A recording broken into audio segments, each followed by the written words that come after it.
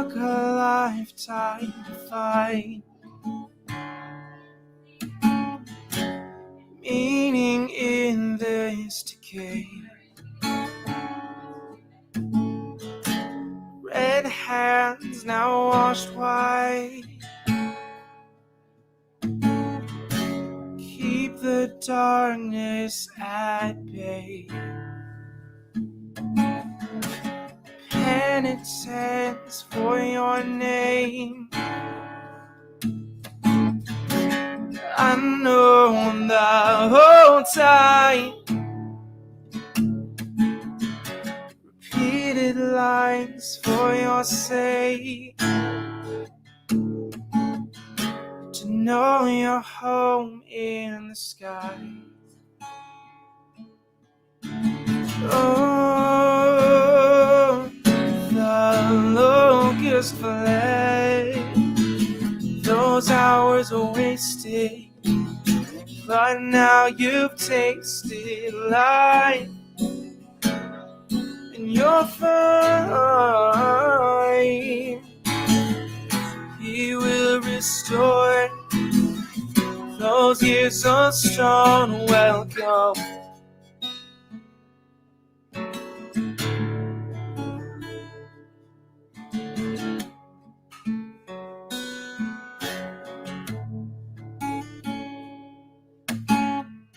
Scales were dry, would we have anything to conjure when our bodies turn to ashes? A soul forever to wander, and you search the whole world for meaning. An empty void stretched thin, but when you called out for healing, your name was written, every burden erased, entered. The locust fled, those hours are wasted, but now you've tasted life, and you'll find He will restore those years of stone. Oh, the locust fled, those hours are wasted, but now you tasted life, and you'll find He will restore those years of stone. Welcome, oh, welcome, welcome,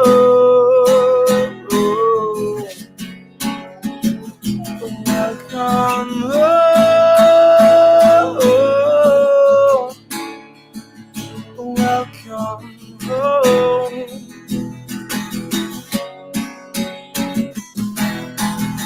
Lift up your weary head and let your soul find rest. Our faithful Father, He was waiting for you till the end. You'll never be alone. He took your heart of stone, all of your worries, you can lay them on Him. Welcome home.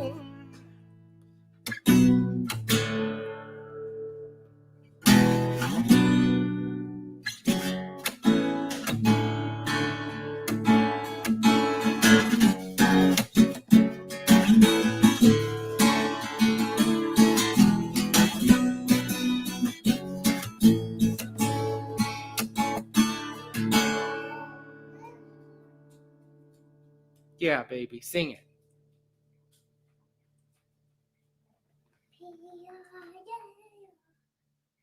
What do you got there? A noodle. A noodle? Yes. Hello, and welcome to Coffee on Korriban Live. My coffee was not ready in time, and I will get that sorted away in just a minute.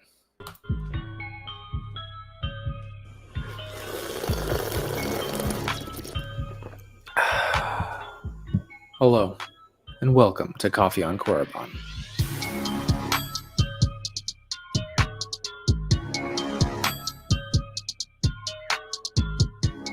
Welcome back to the show, to this special Echo-based TV broadcast of Coffee on Korriban. And if you enjoy the show, please be sure to check out my main channel. I would love to have you there, maybe have you on a live stream. We can have some great Star Wars discussions. The topic of today's video is, what is it about Star Wars? Specifically, what is it that keeps us invested? What is it about this fake universe that keeps drawing us back? And for some of us, takes so much of our time to study the history of this non-existent place. Well, in this video, we are going to explore that. And after talking to a bunch of people on Discord and YouTube, I think I've got some answers as to why we enjoy Star Wars so much. So when it comes to the people that watch Star Wars, I believe they fall into 4 different categories. The first being action. People want to watch it to be entertained. They want to see flashing lights and lasers and space battles. And if they get that, they're happy. They don't really think too much more about it. They don't go into the lore or the deeper history. They just see entertainment and they're happy with it. Maybe they'll watch it again a few years later, but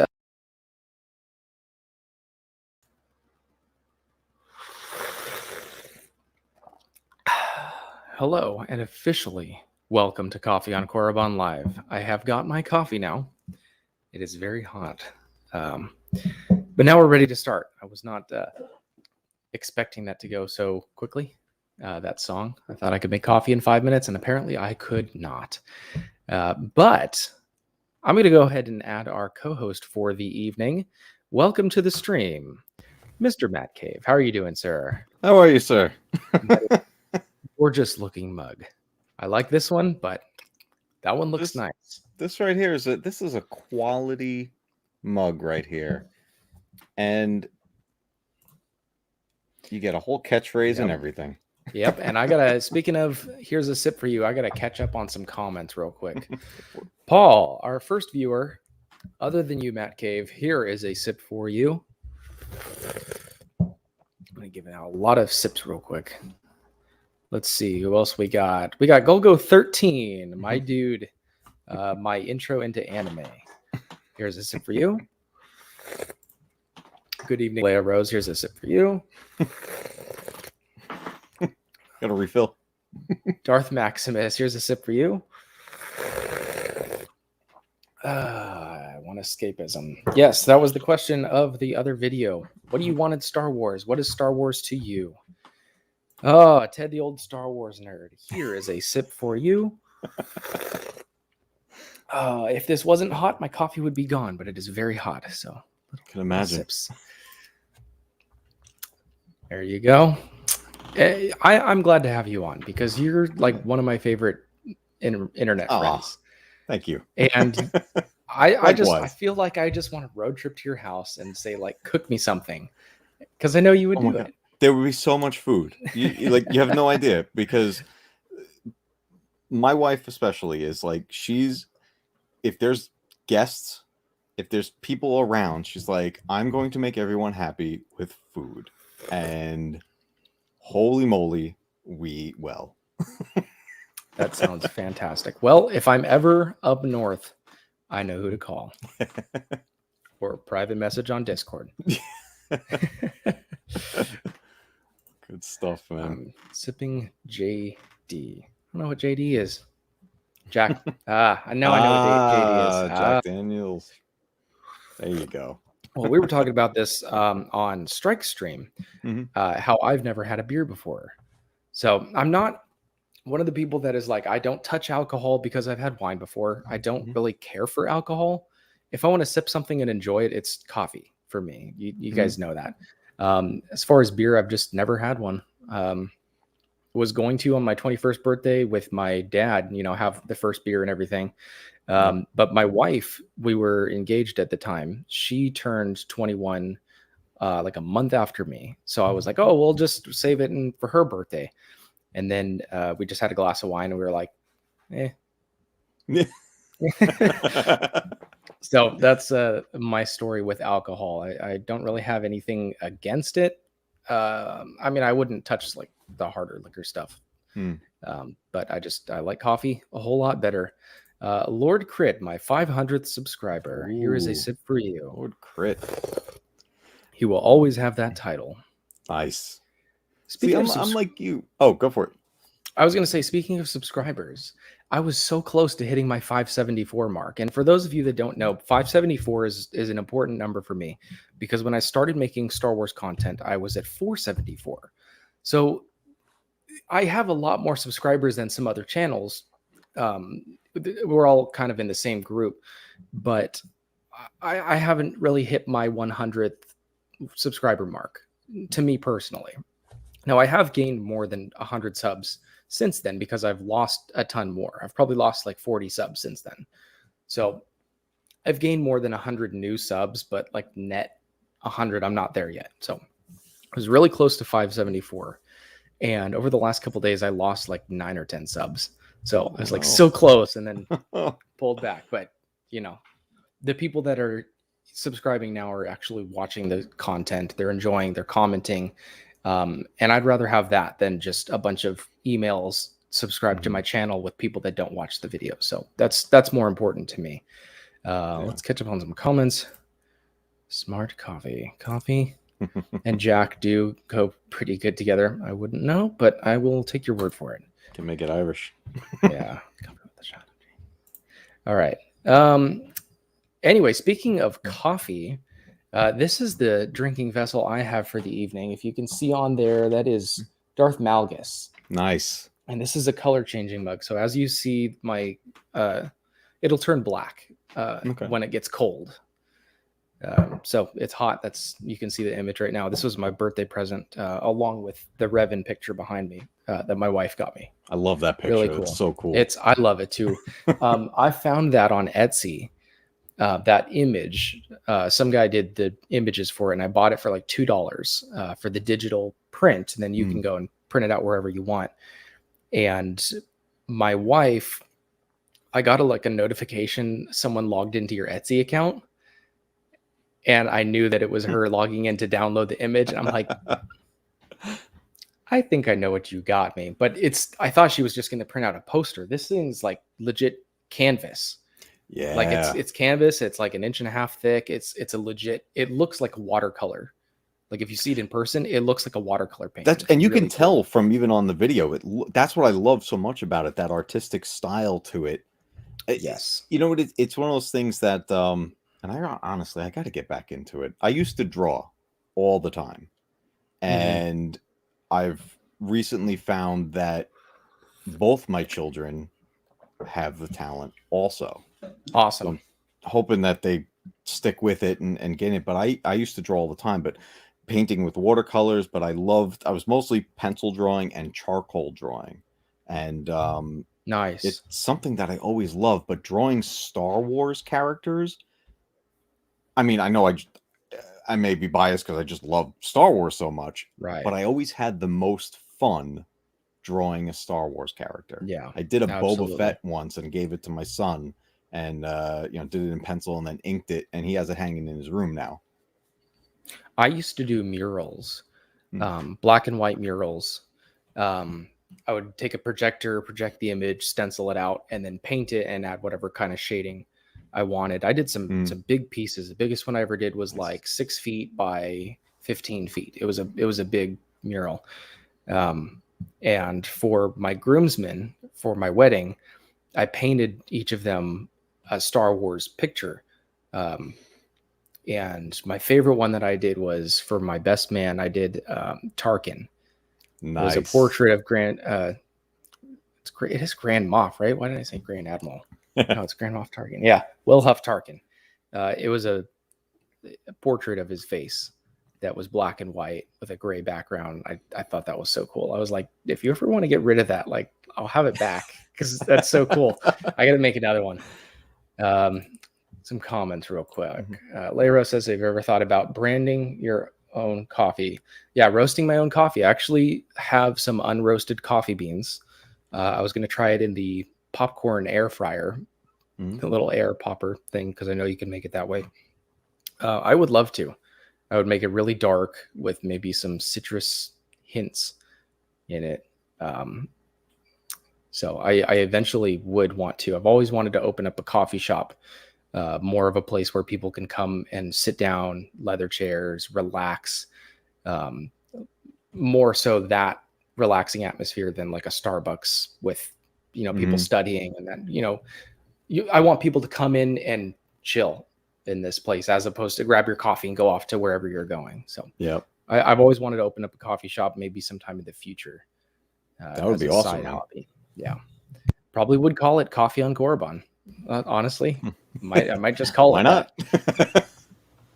I'll put your videos on play all tonight to get you some hours, like I did Valiant Renegade. I would really appreciate that. I would never ask Nice. for that for people to you just put my videos on a loop or whatever just to gain watch hours, but I do appreciate that. There was a band, I don't remember the band's name.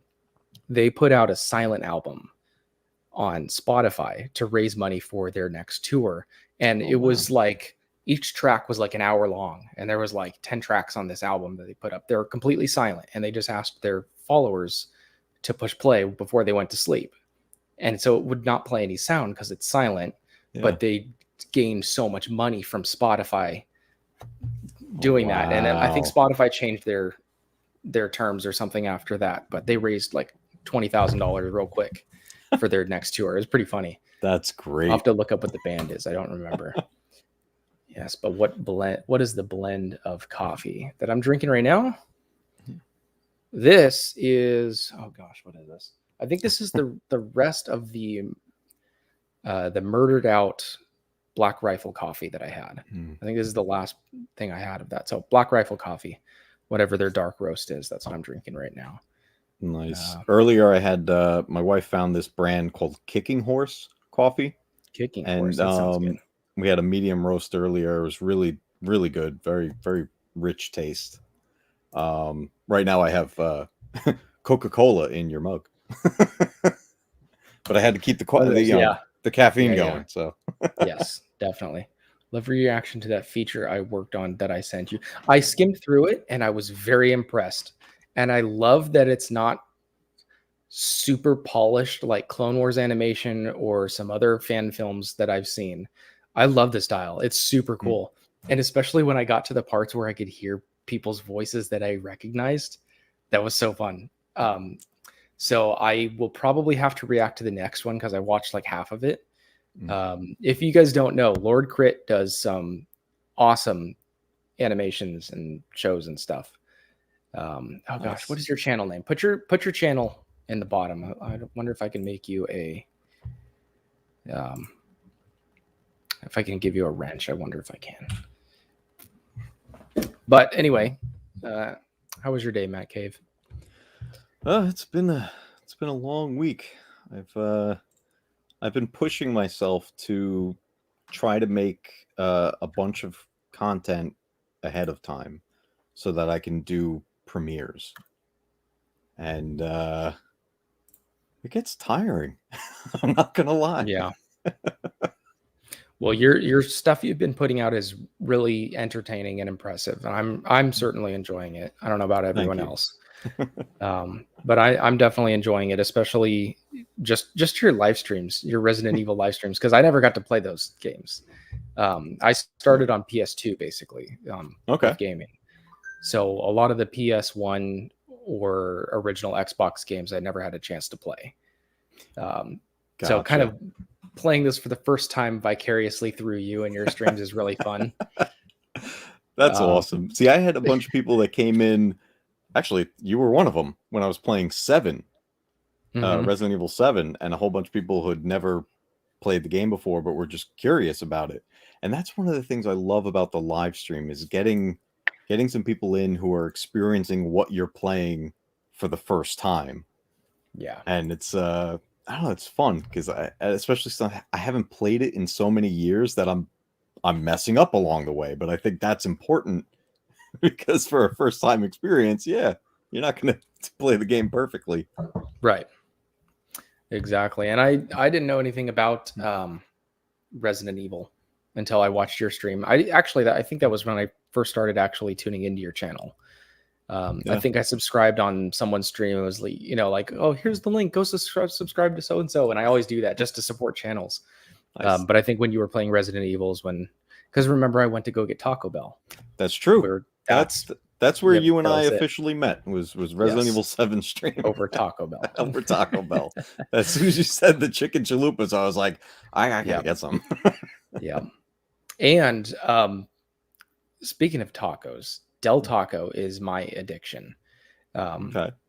And they don't have any Del Tacos in Tennessee. In California, I would eat there like 5 or 6 times a week, like sometimes multiple times a day. It's so good. And I haven't eaten it since January because we moved out here to Tennessee. Now, this last Sunday, we road tripped to Georgia to go get me some Del Taco. Oh, dude. And it was so good. It was so good. It was so worth it.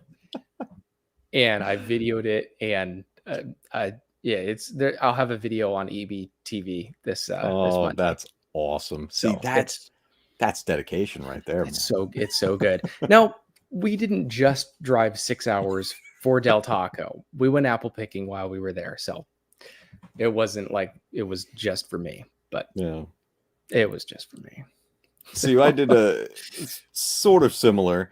So a bunch of friends of ours invited us on a trip a few years back, and we road tripped from here in New York to Ohio to go to this big roller coaster park. That was the main event.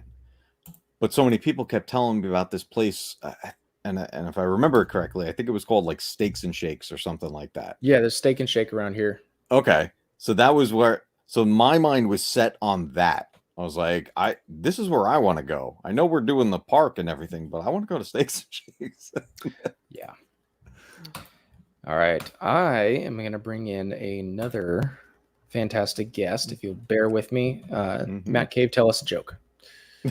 Knock knock. You're a dad, right? Not who's there? Madame. Madame who? Oh, Madame Foot's caught in the door. Oh, I knew where that was going. That's funny. All right. Paul says, serious question. If you were commissioned to formulate a Star Wars blend of coffee, what would it be? Like the name of it? Okay, so it would definitely be dark roast because I basically only do dark roast. Medium roast, maybe if it's made well, but I'm almost exclusively dark roast. So it would have to be something with the dark side of the Force. So I'll think about that for a second. But we have joining us tonight. Hey, Master Paul of the Master Star Wars Paul guys. is in the house. how are you guys? Good. Doing very well. That's good. Yeah, I had the most stressful, the most intense, and the hardest day of my new job so far today. But it was also the most rewarding because I actually got to do stuff that I was familiar with, and I felt like I was actually doing something as opposed to learning.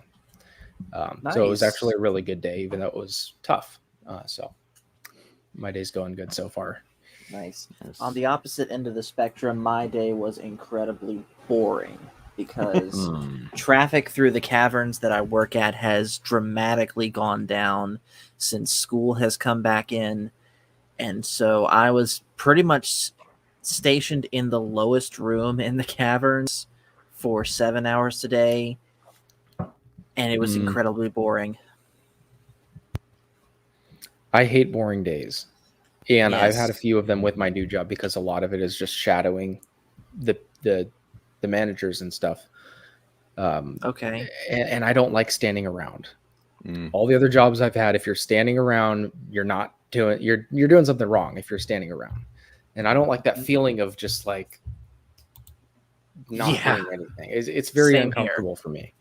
Which is why today I was actually, even though it was a lot harder of work and it was like a 11.5 hour work day for me, but it was rewarding because it was stuff I was familiar with and I was actually doing stuff. So, but I would take a long day where I'm doing stuff over a regular day not doing anything. Yeah. Yeah, I don't like not doing anything. Yeah, I'm getting to that point Probably do some- too. That's true. And That yes, is true. Lord Crit is right. Your legs do get wobbly if you stand too much, especially if you're standing on something hard like brick and you don't even have Mhm. something like a mat to stand on. Yeah, and my back, I can only stand for maybe an hour, maybe 2 of just standing around before my back just starts killing me. If I'm working and doing stuff, my back's fine. But just standing Nice. around, it's I don't know. I probably just have bad posture. Oh, I feel you, man. My back has gone out many times. It was my back and my knees were the reason for a career change. Mm, And I left an industry that I love because I physically couldn't right. anymore. But I've come across some interesting ways of keeping myself together and everything. My wife bought me, I don't even know what this thing is called. It's like this arch that you can change the levels of how high it is, but it's got all these like bumps all over it, and you lay back on this thing for like 5 minutes and it stretches out your back and kind of Mhm. opens it up, and it's helped me a lot. But and now sitting most of the time, for a job, I actually work from home currently. I'm not out in the Nice. field anymore, and so it's a blessing and a curse. Like it's like when I was in Yeah. the office, I could move around and do all this stuff, and now at home, the nice thing is I have my wife is with me now. She's working at home, so we are desk mates, Right. and That's cool. so we mess with each other all day long and everything. But when you get like a slow day, like you're talking about, like you're just kind of sitting there like, oh my, the day's just dragging. And Yeah. but, I don't know. Exactly.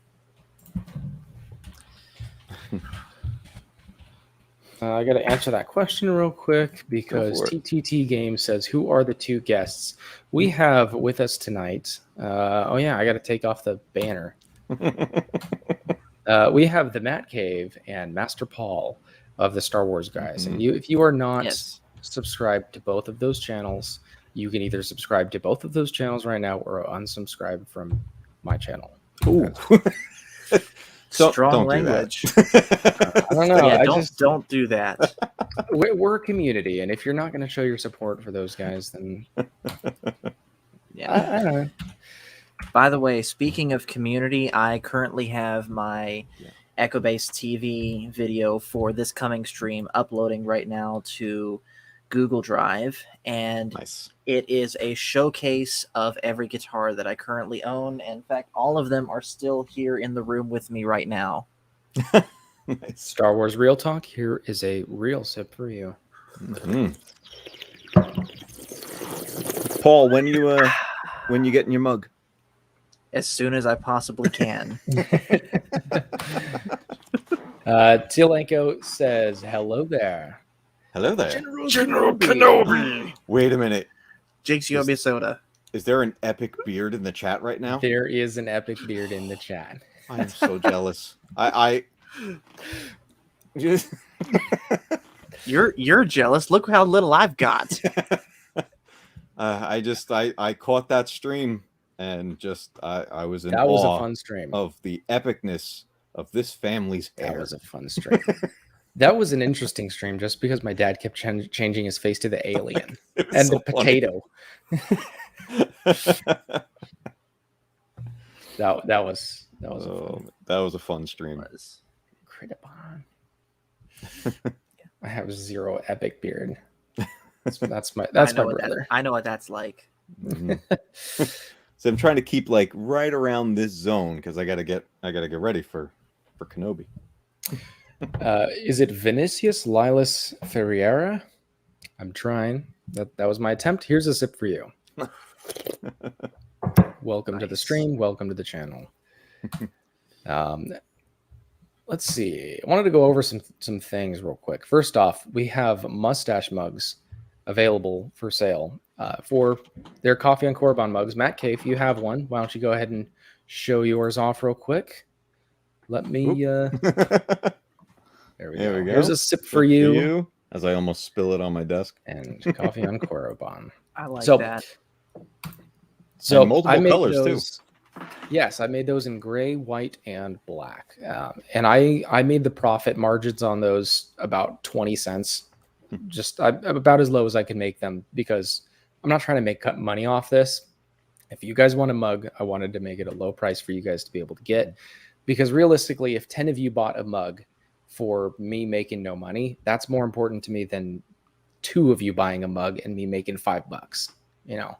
Makes So- sense. Yeah, so- Maybe if my channel grows to a couple thousand in the future, then, you know, maybe I can have some merchandise and actually try to make some money off of it. But as of right now, I'm just enjoying the fact that you guys are enjoying the videos and the community that we're building. And X-Wing said this toward the beginning of when I started making Star Wars videos. He said it was like you're sitting across the table from me, drinking a cup of coffee and talking about Star Wars. And that's kind of the feel that I've always wanted to have with these videos. Especially the edited ones. I want it just to be really deep philosophical Star Wars discussions. And you guys are sitting here with me and talking. And now you guys are sitting here with me wherever you guys are in the world. Well, I know Matt Cave is in the Matt Cave. That's Down in pretty the Matt easy. Cave. Yeah. But if any of you guys want mustache mugs, they are in the description of this video. And if you want one, I'd be honored to have my logo in your, get some coffee. Cobra Disney Jedi's. Yeah. Let me catch up on the comments real quick. Still waiting for my coffee and Korriban mug to arrive. Apparently, it's halfway across the Atlantic on its way to me. Yeah, I don't know how Teespring sources them, where they ship from, but it's much easier than me just buying a bunch of mugs and having them here until people buy them and ship them out. That doesn't make sense. Yeah. Don't worry. Maybe It's I will worth the get wait. one, a white one for me. Awesome. I appreciate it. I'd rather you guys be able to have a mug that you think is really cool and grow the community than try to make money off of it. That's not that important to me. Matt Cave has lost his signal as he spills his coffee. I almost did. Enjoy. People, yes, that's true. Serious discussions and alien heads. Yeah, Dad. The alien heads were That was out so of funny. this world. Let's see what else we got on the subject of Star Wars. What are your thoughts on the fact they are changing the original trilogy canon and means in the recent comics? I'm assuming you're talking about the Vader comics, right? I haven't kept up with them a whole lot. I've watched a couple of theories videos on the comics. But to me, the fact that Vader knew about Exegol and the Final Order fleet, whatever it was called back then when Vader was still alive, that just just don't. Like, you guys should have learned your lesson right now. Like, sure, leave the sequel trilogy canon, whatever you want, leave it there, but don't connect to it because you know it's not going to go down well. Right. Like, because the people that are buying these comics and reading them, what percentage of them are actual sequel fans? 1, 2, less than 10, I would bet. Right. Yeah. Because the people that are actually spending the money on toys and comics and books and stuff. Highlight the comment that Lord Crit just posted. It's more detail on this. Recently, they gave Luke a yellow lightsaber, and now Luke has been blaming Yoda for his butt kicking from Vader and Empire Strikes Back. Like, Yoda should have done better or something. Luke never would have done that. Luke would have realized that he himself had charged in there too soon and was completely not ready to face Vader. And of course, the fact that Luke has a yellow lightsaber is just the cherry on top of this crap cake. Yeah. And they brought Kira from Solo and decided to actually stand toe-to-toe. That's what that was about? Oh, I didn't know that. I knew they brought her back, but X-Wing was talking about that a little bit earlier on his stream. Yeah, I didn't really catch it a whole lot, but I kind of popped in and saw that for a second. Cobra Disney Jedi, have a great rest of your night. Get some good sleep, unlike myself, because I just had coffee. See, there was such a huge missed opportunity in Rise of Skywalker specifically. And I didn't find this out until after the fact, because with everything as far as story went with those movies, you had to find information elsewhere. They weren't going to give it to you in the movie. But and I thought of this because you talk about Vader knowing about Exegol and all this, but the wasted opportunity was Vader had a castle on Mustafar. Yep. And that opening scene with Kylo Ren slaughtering people, Yep. that was Mustafar. Yep. Yeah, it was. How do you not take advantage of that moment? Like, have him go to Vader's castle. That would have been incredible. Yeah, and I think in the original script for Episode 9, that was in there, right? He was doing a whole lot more. Oh, and if then you with look at the that scene, it's comments, so chopped up. yeah, in the comics Yeah. with that like spider creature and stuff, which is I believe the same one that Vader was dealing with in the new Vader comics or something. I don't really follow it again.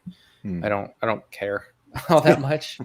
But it's just a wasted opportunity. And I think that is, like I've said before, the through line for the sequels. Wasted opportunity. They had so Yes. much potential. Whether you liked the Force Awakens or not, because I didn't like the Force Awakens from the beginning. I didn't like it at all. But even after that, they had the potential to turn the story around and make it epic and amazing, and they didn't. And I'm trying to save my sequel rants for our sequel rant stream. I hope you guys can both be there. It'll be When like is 2 that, weeks by out. the way? We'll just say 2 weeks out. Yeah, we'll just set it for 2 weeks out. I got Wait a a few minute. people. If it's 2 weeks out, that's going to be around the time that I'm around You're your right. area. You're right. So hey, So we'll either do something that or push it back. But we got it. We were doing Okay. something for sure. yeah, But either way, I got a bunch of people that have been asking me to be on that stream. And I'm like, yeah, bring it. We'll have a full panel and each person can come to the table with like the one thing that irks them the most about the sequels. And we can try to have a rational discussion about why we don't like the sequels. And the challenge is there's no words, because this is a no word channel. And I'm enforcing that. And so for me, that's not going to be a problem, because I don't do, it's not part of my DNA is yes, foul language. It just doesn't work with me. But for some of the other people, that's the challenge, is we're going to get really angry, but stay rational and no bad words. And I think we're going to have a lot of fun, because we're going to try to, again, rationalize our positions as to why those things are so awful to us. yes. Consider those comics as very bad fan fiction. Yeah, they're just... No. I'm glad that there's the hierarchy of canon. You know, movies supersedes comics, supersedes, but whatever, the hierarchy. It's like the original trilogy, the rest of the movies, the TV shows, the books, the comics. Like that's the order. Yes. So they could come out with something in the Filoniverse, whatever the next shows are, that kind of contradict that, as they've already done with Depa Bilava's death and the Ahsoka novel. Just certain things that they've already changed from comics or books when it came out into visual media, that it changed. Right. They've already done that before. So who's to say that can't be changed, but we'll see.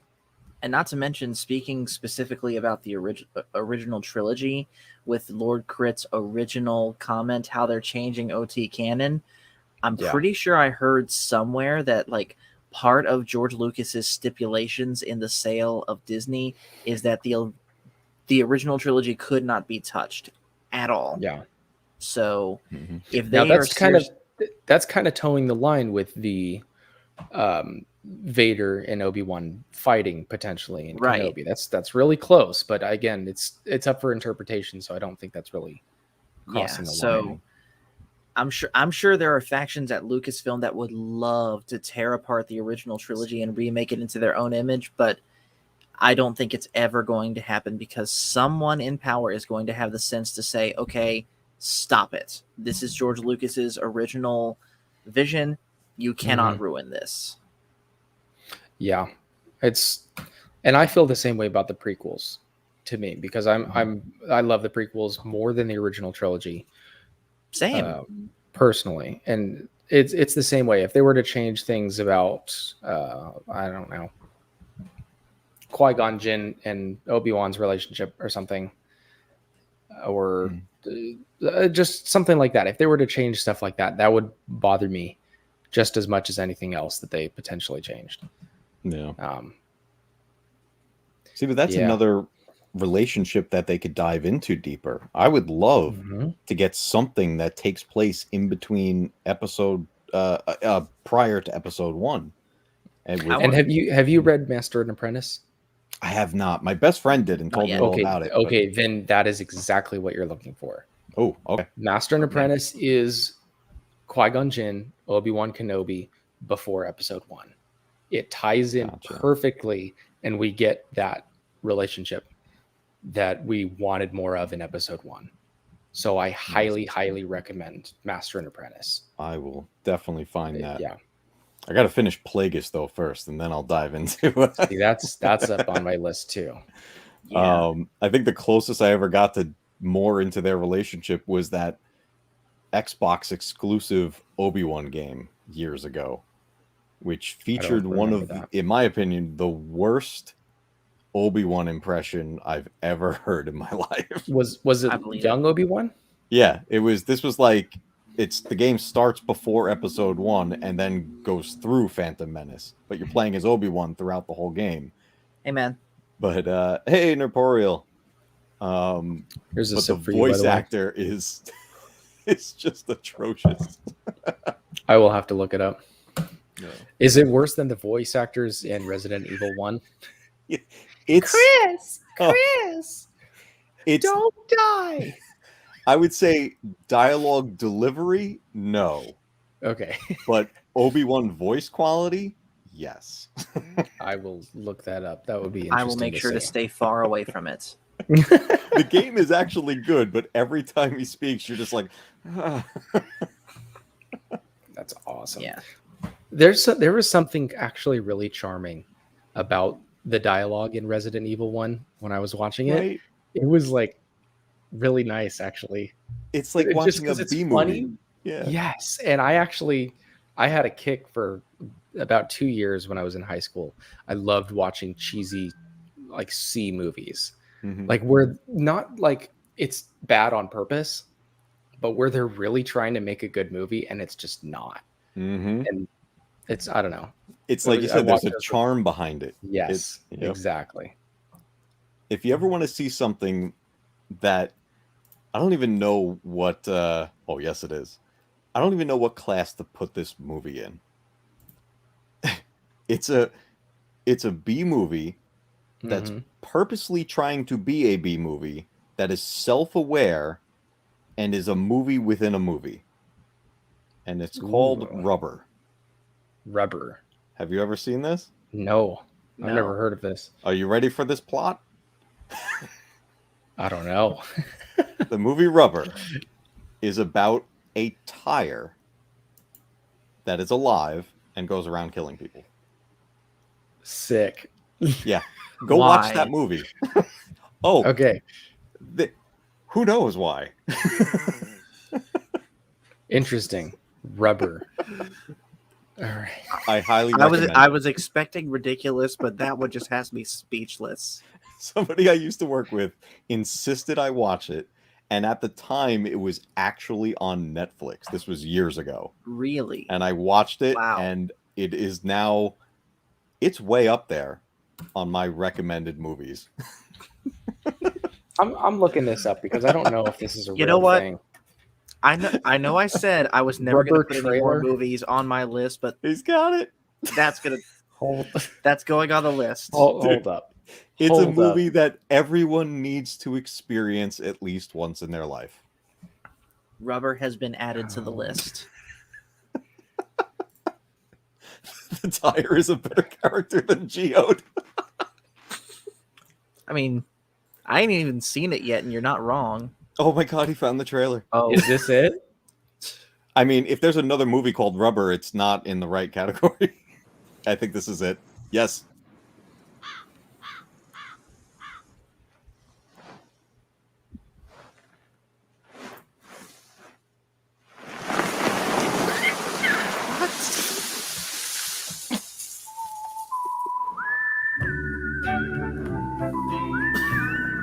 What is this?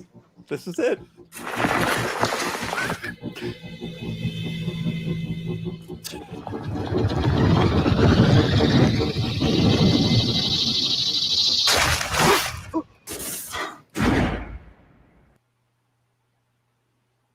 Yes. Mhm. Is it black?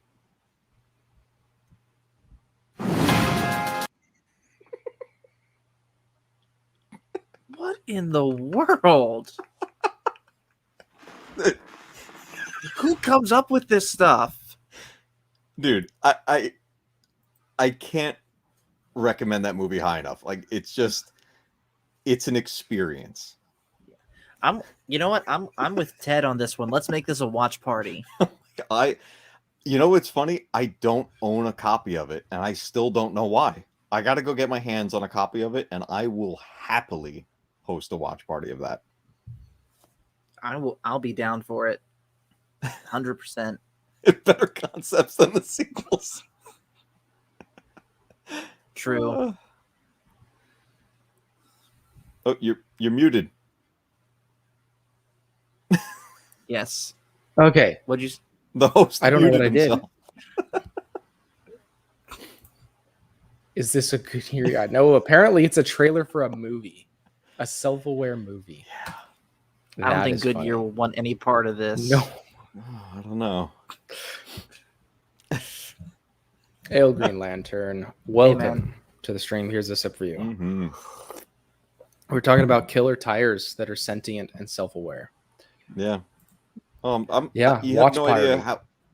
I'm so happy every time I can promote that movie. Thank you. That reminds me of, what is it? It's the game where you write the fake definitions. What's that game? Boulder Dash. Balderdash. Yes. Yeah. And the category of movies, and you have to write like the plot for the movie. And they all sound fake, but then they turn out to be one of them's the real answer and one of them's a real movie. And it's always like, two men take a pickle jar out into the desert to kill their cat. Like some absurd, that would be one of those movies. That's what it reminds me of. I've watched so many bad on Ford movies. Explorers. Tire pressure monitors now. Okay, fair enough. Oh, boy. I haven't owned a Ford in a while. My dad says Ford is a 4-letter F word. Wow. He is. Well, it's fix or repair daily. That's what it is. Yeah. Just like boat is break out another 1,000. Oh wow, I haven't True. heard that one. Yeah. Fiat is fix it again, Tony. Jeez. Wow. I love Yeah. I think it was a Family Guy episode, and they just did a cutaway all of a sudden to a Kia commercial. And I think I was drinking like some soda or something, and it came out my nose. They're just like, they end the commercial with Kia. Too bad it's a Kia. I was like, oh, jeez. Oh, My man. dad had Ford Ranger for forever. Just saying. Yeah, I don't doubt understand. it. I'm just a Lexus guy. So There you I'm a go. Lexus fanboy. And for me, if it drives, I am not brand loyal when it comes to cars. There you go. But did any of those vehicles have telekinetic powered tires with a Vendetta? Oh, No. found on the road dead. Yeah. And I'll give Ford this. I have seen a Ford minivan do some pretty unbelievable things that my family and I once had. So, quick story. So, winter of 2009, my family and I were traveling to Virginia Beach to get Dad a special pair of shoes called Z coils that were going to be really good for his back. And just real quick, Z coils have a spring in their heel, which helps absorb some of the shock when you walk. And the nearest place we could get them is Virginia Beach. And ordinarily, from our area of Virginia, that's roughly around a 3.5-hour drive. However, we get about a third of the way there, and it starts dumping down snow like I have not seen before or really since. And so a 3.5-hour drive one way ended up taking us like 5 hours to get there and 14 to get back. And this was in my mom's crappy little Ford Windstar minivan, and no plows were on the road at all. And we were pretty much just cutting our own tracks in the snow with that thing. And it it did the job slowly, but it did the job. And we didn't get home, by the way, until like 9 a.m. the next day. We tried to stop at one point at a Best Western, but all the rooms were full from the people getting out of the weather, and they were handing out blankets to people to sleep in the lobby, and Mom and Dad were like, yeah, no, let's not do that. Let's just continue on home. And we still had a mountain to go over at that point. I've definitely driven through my share of snowstorms, and I always try to drive something that I know is going to do well on it, because at the time, I was always driving up and down one of our main highways, and get to and from work, and I had about an hour each way, so I had to make sure I got to make it, because my job was Probably. Yes. Paul J. Oh, by the way, Lewis. Lord Crit, you mentioned you would love to have a Jurassic Park Ford Explorer. So there's some guy that lives a couple towns away from me. I don't know him personally, but he works on cars that he's got a Jurassic Park Jeep. He's got a Jurassic Park Explorer, and does like all the decaling and everything to mimic those vehicles. So I see him driving around every once in a while. That would be nice. That's a good question. What actually, we'll get into that in a second. I was going to ask, what movie car would you want to have personally? But before that, just a quick announcement. Tomorrow is Mustaches on Mustafar stream right here with Mr. Two Star Wars Nerds, the other epic mustache on YouTube, at least the Star Wars YouTube community. And that will be tomorrow at 7 p.m. Pacific time, 10 p.m. Eastern. So right here, about the same time tomorrow. And we'll have mustaches and discussions and coffee. Awesome. Still. So Mustaches on Mustafar is tomorrow. Don't miss it. I'll be there. I will be there as well. That's a great combination right there. It is. Oh man. So yeah, what movie car would you guys want? What famous movie car? I actually have two. And I've always said to my friends, to my wife and everything, I said, if we ever just like fell backwards into ridiculous money, there'd be two cars in our garage. And one would be the DeLorean, decked out as the time machine from Back to the Future. Mm-hmm. But the other would be a 1957 hearse ambulance decked out as Ecto-1. Ooh. I'm sure those are For the two me- most common ones. Yeah. For me, I would choose the Bumblebee Camaro, even though I Nice. do not like Michael Bay's Transformers. That is a nice car. And a 1977 Pontiac Trans Am Firebird. Ooh, there you go. Mm-hmm. Yeah. I think for me, it would probably have to be the Magnum PI Ferrari.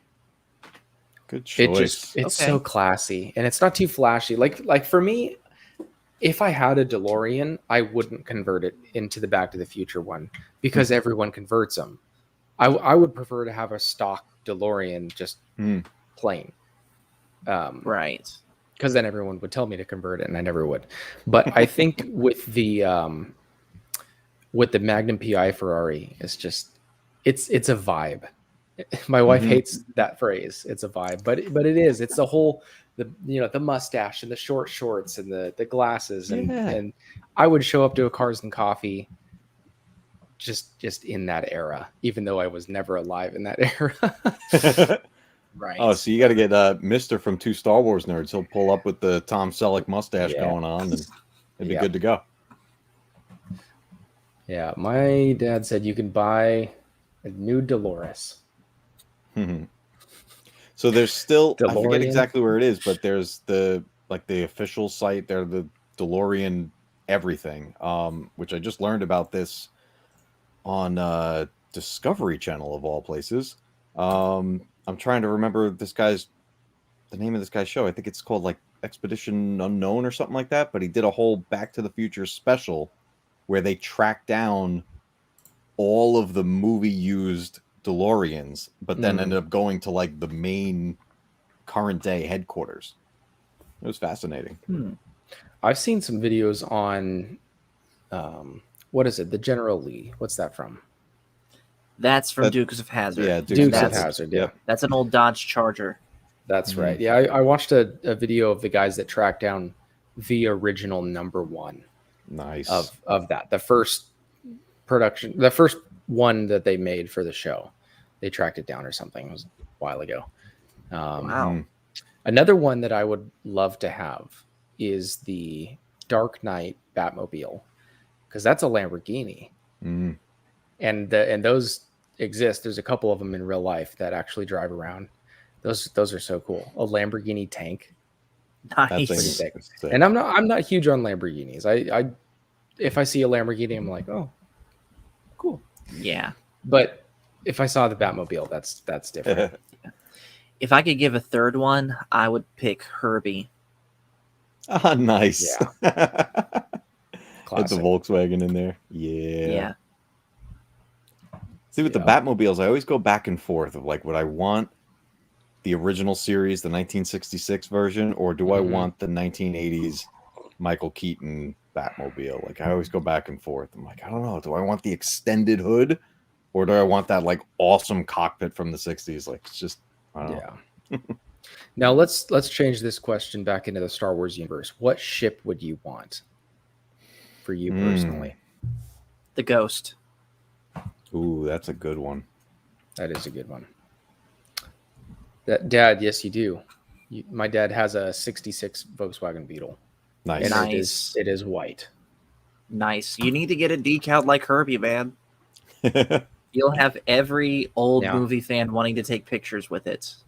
If you just get the vinyl decals, it's not like you're painting it or anything, Right. and it's way cheaper than a wrap. I'm sure they sell. You know what? I'm sure they do. They sell vinyl decal kits. I'm sure that is just the stripes and the number that you can stick on there. I'm sure they Yeah. do.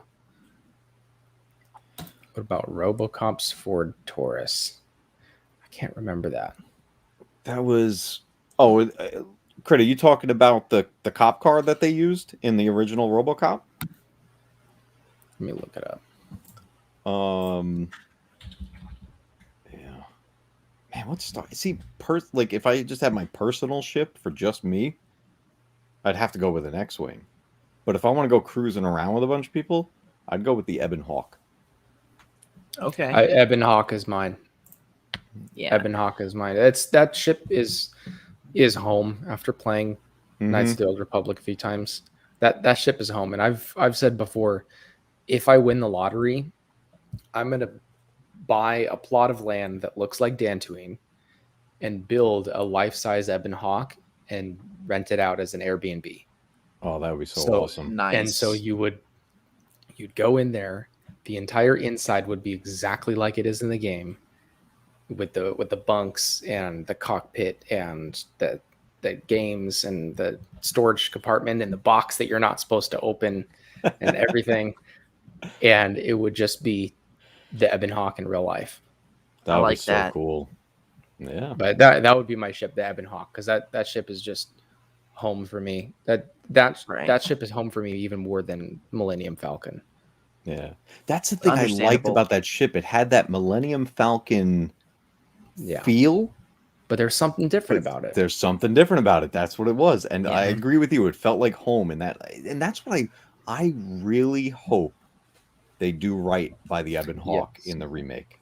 Yeah. Yep. And what you guys were saying about the Ghost having that, the Ebon Hawk having the Millennium Falcon feel but being different, that's how I feel about the Ghost, except of course it's a smaller ship, so it's a little bit more compact.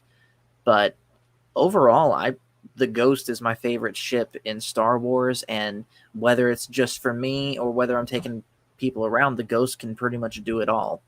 Yeah. Yeah. I think average misspelled Boba Fett starship. It's an easy to make typo. It's tough. Escape pod. Escape pod. Just go spinning all over the place. Yeah, it's not even pointed straight. It's like Yeah. That's funny. The damage doesn't look so bad from this angle. Nice. Are you sure this thing is safe? Oh, yes. Oh, that reminds me. I gotta finish the audiobook for the original Star Wars novel Hmm. because And I Coach blasted through that. And I got to get back into this. Yeah. Which you one is guys that again? listen? Oh, what was that one? The Shakespeare one? Shakespeare Star Wars. That's right. That's Yeah. right. You're right. Did you guys listen to those radio dramas that Coach posted? No. Mm-mm. Oh, so good. Here's all right. Okay. Check 'em out. Definitely listen to all three because they're totally worth listening to. But before you do that, this is what I would do. Just put on the beginning of Return of the Jedi and listen to the opening scene. You're gonna know exactly when you start hearing it, you're gonna be like, oh, Mhm. this is that deleted scene, but it's better. And you get Okay. The deleted scene where Luke is building his green lightsaber. Mm-hmm. Ooh, okay. But the way it's told in this radio drama is like, oh, so good. I'll Okay. check it out. That sounds really interesting. Mm-hmm. I'm gonna Yeah. check it out for sure. Yep. What other Star Wars things can we talk about? Did y'all Because see I don't want the to talk new... about visions and stuff because that's talk to death. Have y'all seen Did you the hear Mike trailer Zero for... said? Did you hear Mike Oh. Zero said that Gina Carano is coming back? No way. Guys, and Mike Zero said it. My sister-in-law a little while ago. This is like back when Rise of Skywalker was about to come out. She's like, "Oh, I heard this thing from this guy Mike Zero." I was like, Mm-hmm. Don't. Yeah. I'll show you some channels that you should follow. But, Yeah. But anyways, have y'all seen the trailer for the Switch game Star Wars Hunters? Yep. No, I did not. It's pure cringe. It is pure unadulterated You know what it is? cringe. It's perfect for, like, my son is psyched for it because he's in that generation where every game is that arena battle style. So he's all Mhm. psyched for it. So we're definitely gonna have it, and I'll get to play it. But if it wasn't for Awesome. oh, there you go, nice. I gotta check that out too. Yeah, if it wasn't for my son, I wouldn't be getting that game. But that's right up Right. his alley, and that's what he plays. Yeah. What kind of game is it? It's It like looks... Yeah, it looks like more of a... It looks like a Fortnite clone. Honestly. yeah, imagine Fortnite meets what's that Oh, arena Battle based Arena. one? Like, Okay. is that Apex Legends or something? Or I think so. Yes. I don't know. Yeah. I don't yeet like the kids do. Yeah. Did I ever tell you guys how I started playing Fortnite and how my son duped me? Didn't even know you played Fortnite to begin with. So my son tricked me into playing Fortnite because I was like, no, I don't want to play that. I'm good. You play it. And then one day he goes, Dad, you got to play it though. There's Star Wars stuff in it. I was like, no way. He goes, yeah, you can get lightsabers and everything. And at that moment, he was not lying. And I saw him play it, and he runs over to somewhere, and he picks up Mace Windu's lightsaber. And I'm like, no way. Okay, I'm in. And I paid the money to get the thing, the pass, so I can play with this stuff. And we played for about 2 weeks or so, and I'm loving it. I'm like, oh, cool. I get to fly down in the Millennium Falcon. I can pick up lightsabers. There's stormtroopers running around. This is really cool. And then the season ended, and all of it went away. I'm like, well, what happened? Where's my Star Wars? He goes, oh, no, now it's going to be something else. I'm like, well, but I paid the money. I want my Star Wars. I want the lightsabers. And they have not come back. They have not come back to this day. Yeah. And this was a long time ago. But then I started to get back out of it. And then he lured me back in. He goes, Dad, you got to come back and play. I'm like, why? He goes, because Star Wars is coming back. I said, I don't believe you. He goes, nope, you could be Mando and you get Grogu. Damn it. Nice. And that I was and just the going to latest, say, the latest thing I had. real quickly, probably an echo right now, but I was just going to say I'm going to start a pop-up series with that pop-up book that I have. This one Oh, nice. with all So cool. those things. So if you saw my short about it. Mhm. That's awesome. That I'm going to Rancor is do. awesome. Yeah, it is. It is very scary to my 2-year-old. Whoa. That sounded hard. I'm going to do a series of that pop-up book of going page by page and reading all the little side pieces and doing really detailed slow panning shots of all the pop-ups and stuff. So you guys will get to see how the book looks. Nice. Oh, Okay. I'll be Just all over have that. it. Yeah, it's a different kind of series than my usual video, but it's such a cool book that I figured more people should see it because it's really cool. Yeah. Hey, Crit, no one wants to imagine a Nugnaught doing the floss. Yeah, that was. Seriously, if you guys have not seen this trailer, go watch it. There is so many things to make fun of in this thing. Like, Yeah. I'm not kidding. 2 Jawas standing one on top of the other in a trench coat, like the Little Rascals did. Mm-hmm. Yeah. And there's a droid wielding a blue lightsaber that believes he's a Jedi. And Yes. of course, the character that they focus on the most is another one of these super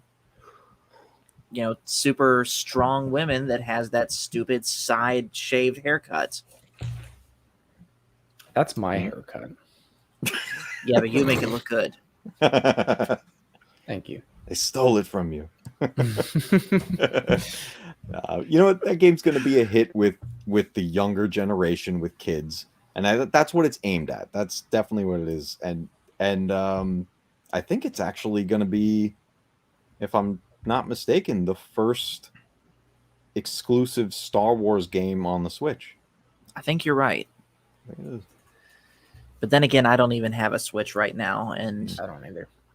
I'm gonna get a Switch sooner rather than later, but I'm not gonna get that game. I'm gonna get it for Skyward Sword and whatever other Zelda games coming out aside from Breath of the Wild 2.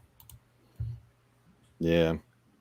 Just wait a little bit longer. They got the new version of the Switch coming out with the OLED screen and everything. Just wait for that. Yeah, most likely. I'm actually somewhat interested in the Lego Skywalker Saga, even though I hate the title Skywalker Saga. I just hate that term.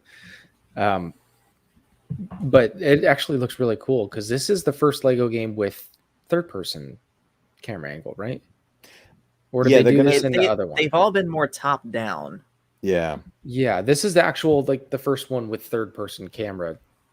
Yeah, I think so, right? Yeah. Yeah, that looked actually really cool. It does. Very interesting. Gameplay looks great. I actually had it pre-ordered when they first announced it, and that was, 2 years ago now? And it's so funny because I finally gave up and canceled my pre-order. Like, this was last month. And then, like, a week later, we got that announcement of it's finally coming. The release date. I was like, are you kidding me? Yeah. I canceled my pre-order. I agree with that statement, 100%. Yeah. Like, what? Tell me what Skywalker was there in the sequels? Luke for 5 minutes, and that's it. Yeah. And it wasn't even really Luke. What other Skywalker was there? Jake. Because Ben Solo is a solo. Leia is now a solo. Yeah. And Rey just comes in and steals a name. Yeah. That's it. You can't call it the Skywalker saga if the only Skywalker is the name at the end and then the 10 total minutes that we got Luke with 2 U's. Dude, you know, I've never heard that being a name before a bunch of streams recently, because I always thought he was called something else. I knew about like a clone Luke and everything, but I didn't know it was like Luke, like something like that. I say Luke with 2 U's. Yeah.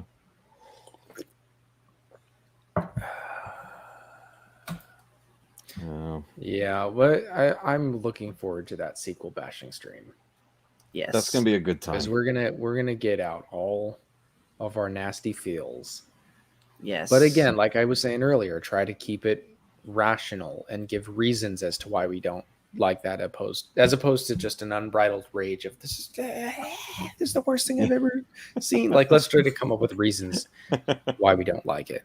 But I feel like I'm in the minority from a lot of people because I did not like Force Awakens. I did not the first time I saw it. Yeah. Force Awakens I thought was good, but it was not even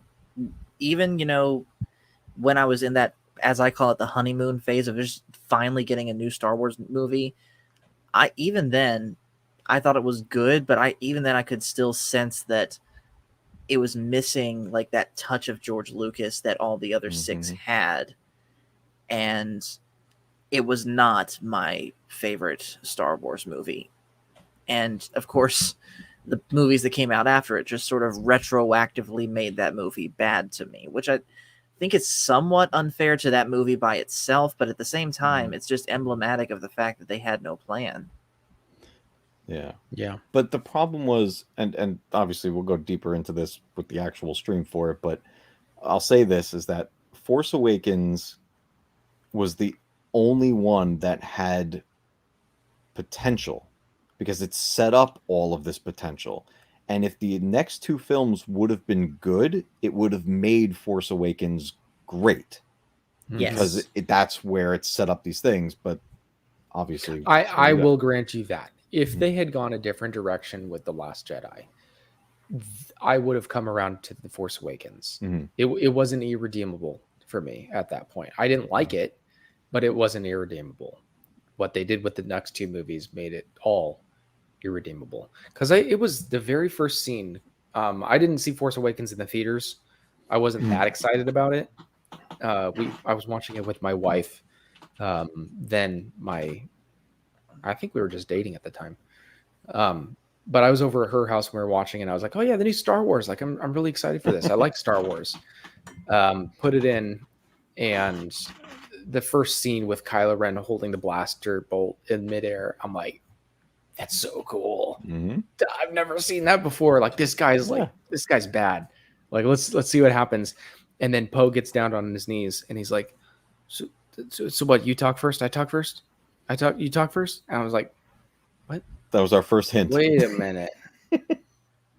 Wait a minute. And you know what that specifically was? That was them trying to copy Marvel because, of course, that was like the heyday of the MCU. And instead of trying to make Star Wars its own thing, because Star Wars has its own brand of humor, as exemplified in the original trilogy and the prequels, they tried to copy something else and make them more with the times. And anytime you do that, in hindsight, it's just going to be dated. Yeah. The biggest ripoff of Marvel by far was the end of Rise of Skywalker. It was so blatant. They said it the same way with the phrasing and the pause. I was like, am the Sith, and I am like not Skywalker. Not just that scene, and not just that scene, but also the scene where all the ships fly in, and Lando's like, "But there are more of us, Poe." He may as well have said, "On your left, Captain." On your left. Yep. Yeah. Yeah. Here's what I'll give. I'll add a positive to that, and in that particular moment, right after Lando says that. And it was something that we never had before. As far as the music went, that was the only scene in all of the movies to feature the main theme, the crawl theme, in the film. Suddenly, we had the Star Wars theme in that moment when all the ships are there. Not just a variation of the melody. It was the crawl theme, like, and then it started to blend back into everything else they were doing with the sequel trilogy. But that blew my mind when that happened, and I'm hearing what we normally hear at the start of the film suddenly in the movie at an action sequence. I was like, "Wow, that I suddenly felt like good in that moment, and then immediately that good feeling like vanished. But it was a moment. I didn't notice No. that. I'm gonna have to go back and like find just that scene. I'm not watching that whole movie for that, but just that scene on YouTube, I'll find it. I think before we do our sequel bashing stream, I'm gonna. Should I even? I don't know if I could commit to that. Watching the sequels again. I'm actually going to. I'm almost back up to them. I'm doing a run. I watched. Fine, I I'll watched, do it with you. I watched them again in the very, very beginning of my channel, doing a review of all the Star Wars movies. So they're still somewhat fresh in my head. You know what? Matt Cave, I'll do it with you. I'll watch through them again. And you know what? That would be good as a precursor to the sequel bashing stream. We'll watch a movie and then we'll do a stream talking about that specific movie, just things that stood out leading up. And then with the full panel, we'll bring it all together. And I'm going to keep notes. I'm going to write pages and pages of notes as I go through the movies. But, oh my gosh, what did I get myself into? Kind of what Crit was saying, bouncing off that with killing Kylo in his sleep with a different context. I don't know if you ever saw my Mara Jade Could Save Star Wars video. This is before I did Star Wars content. This is a long time ago. And I just had a thought come into my head of what could they change context-wise to make The Last Jedi more bearable as far as Luke was concerned. And my theory was Luke, Darth Vader's redeemed. They blow up the second Death Star. Luke starts his Jedi Academy, gets engaged, and marries Mara Jade. Right. And this is all before Episode 7.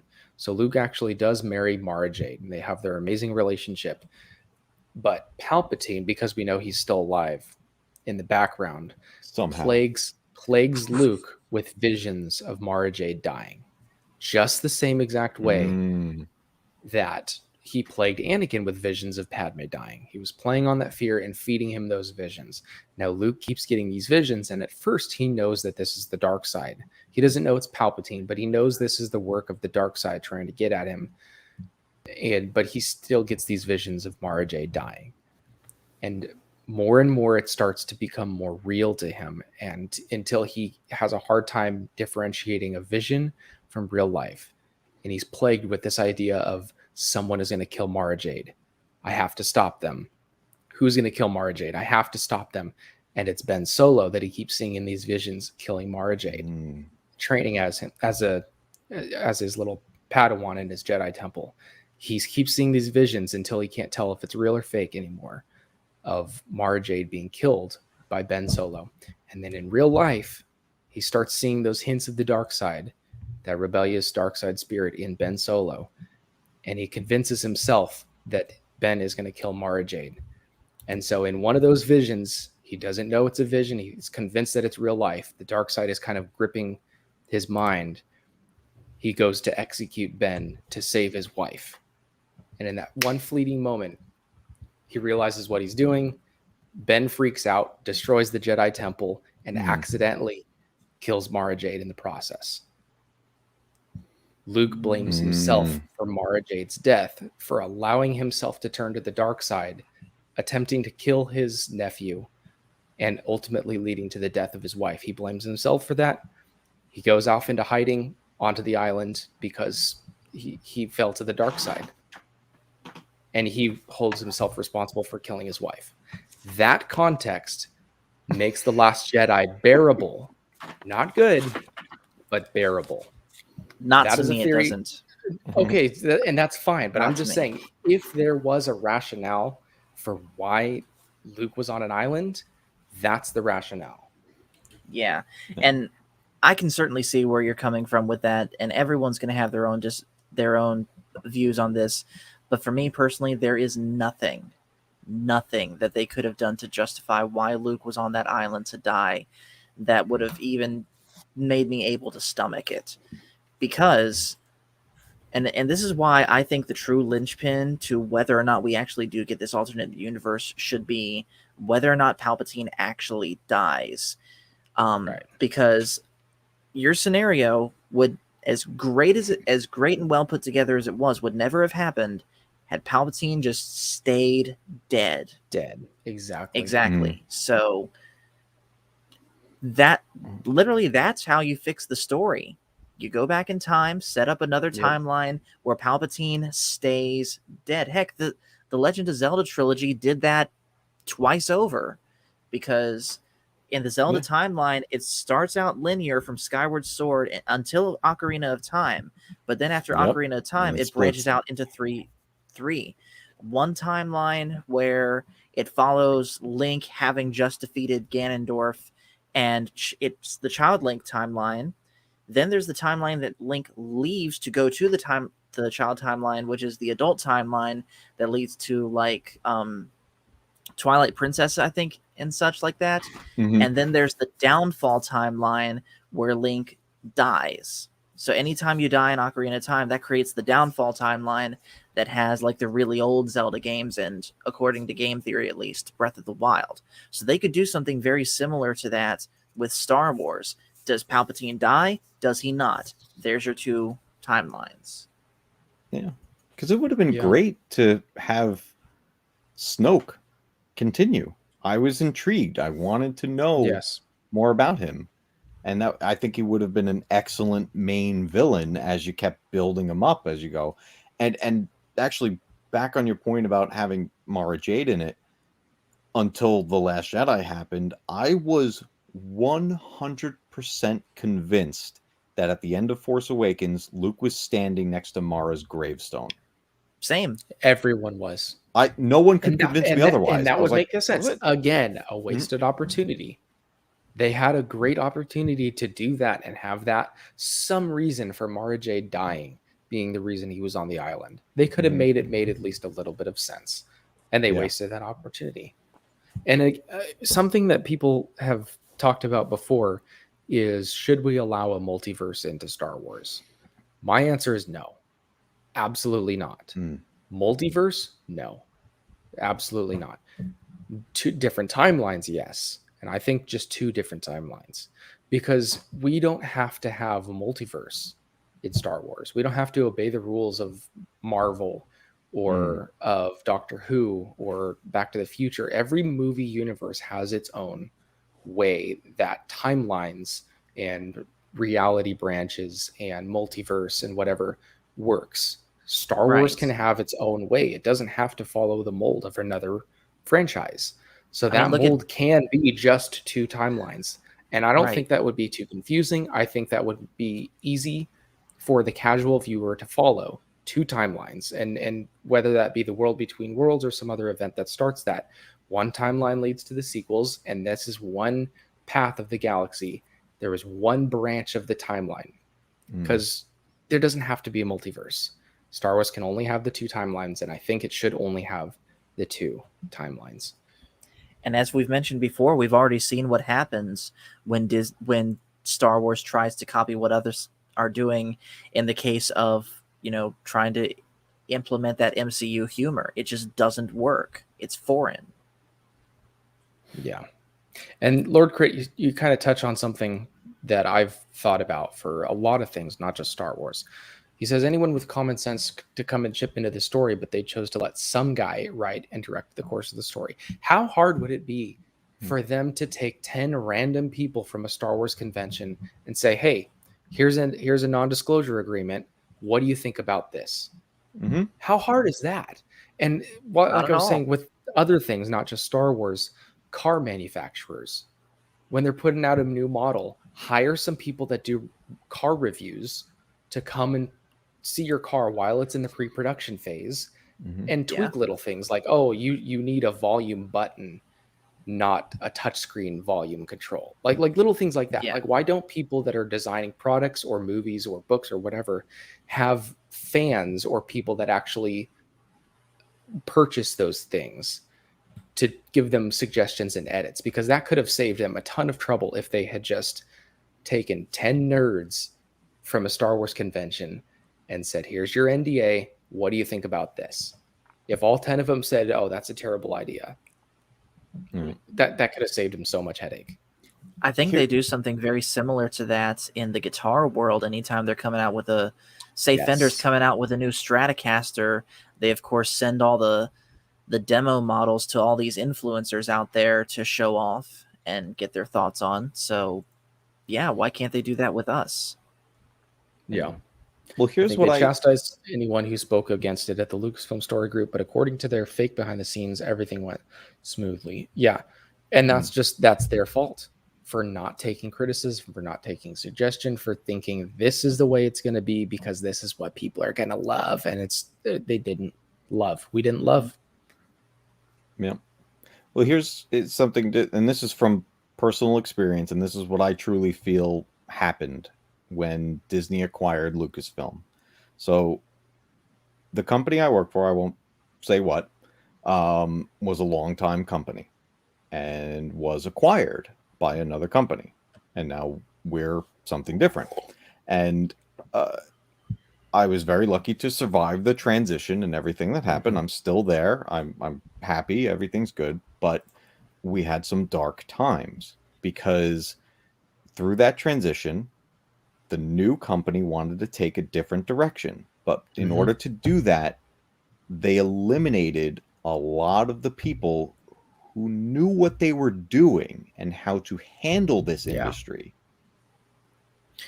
But it was pushed out. And I think that's what happened to Lucasfilm, is that the people who have been doing this for a long time and could have developed this in the right direction were pushed out.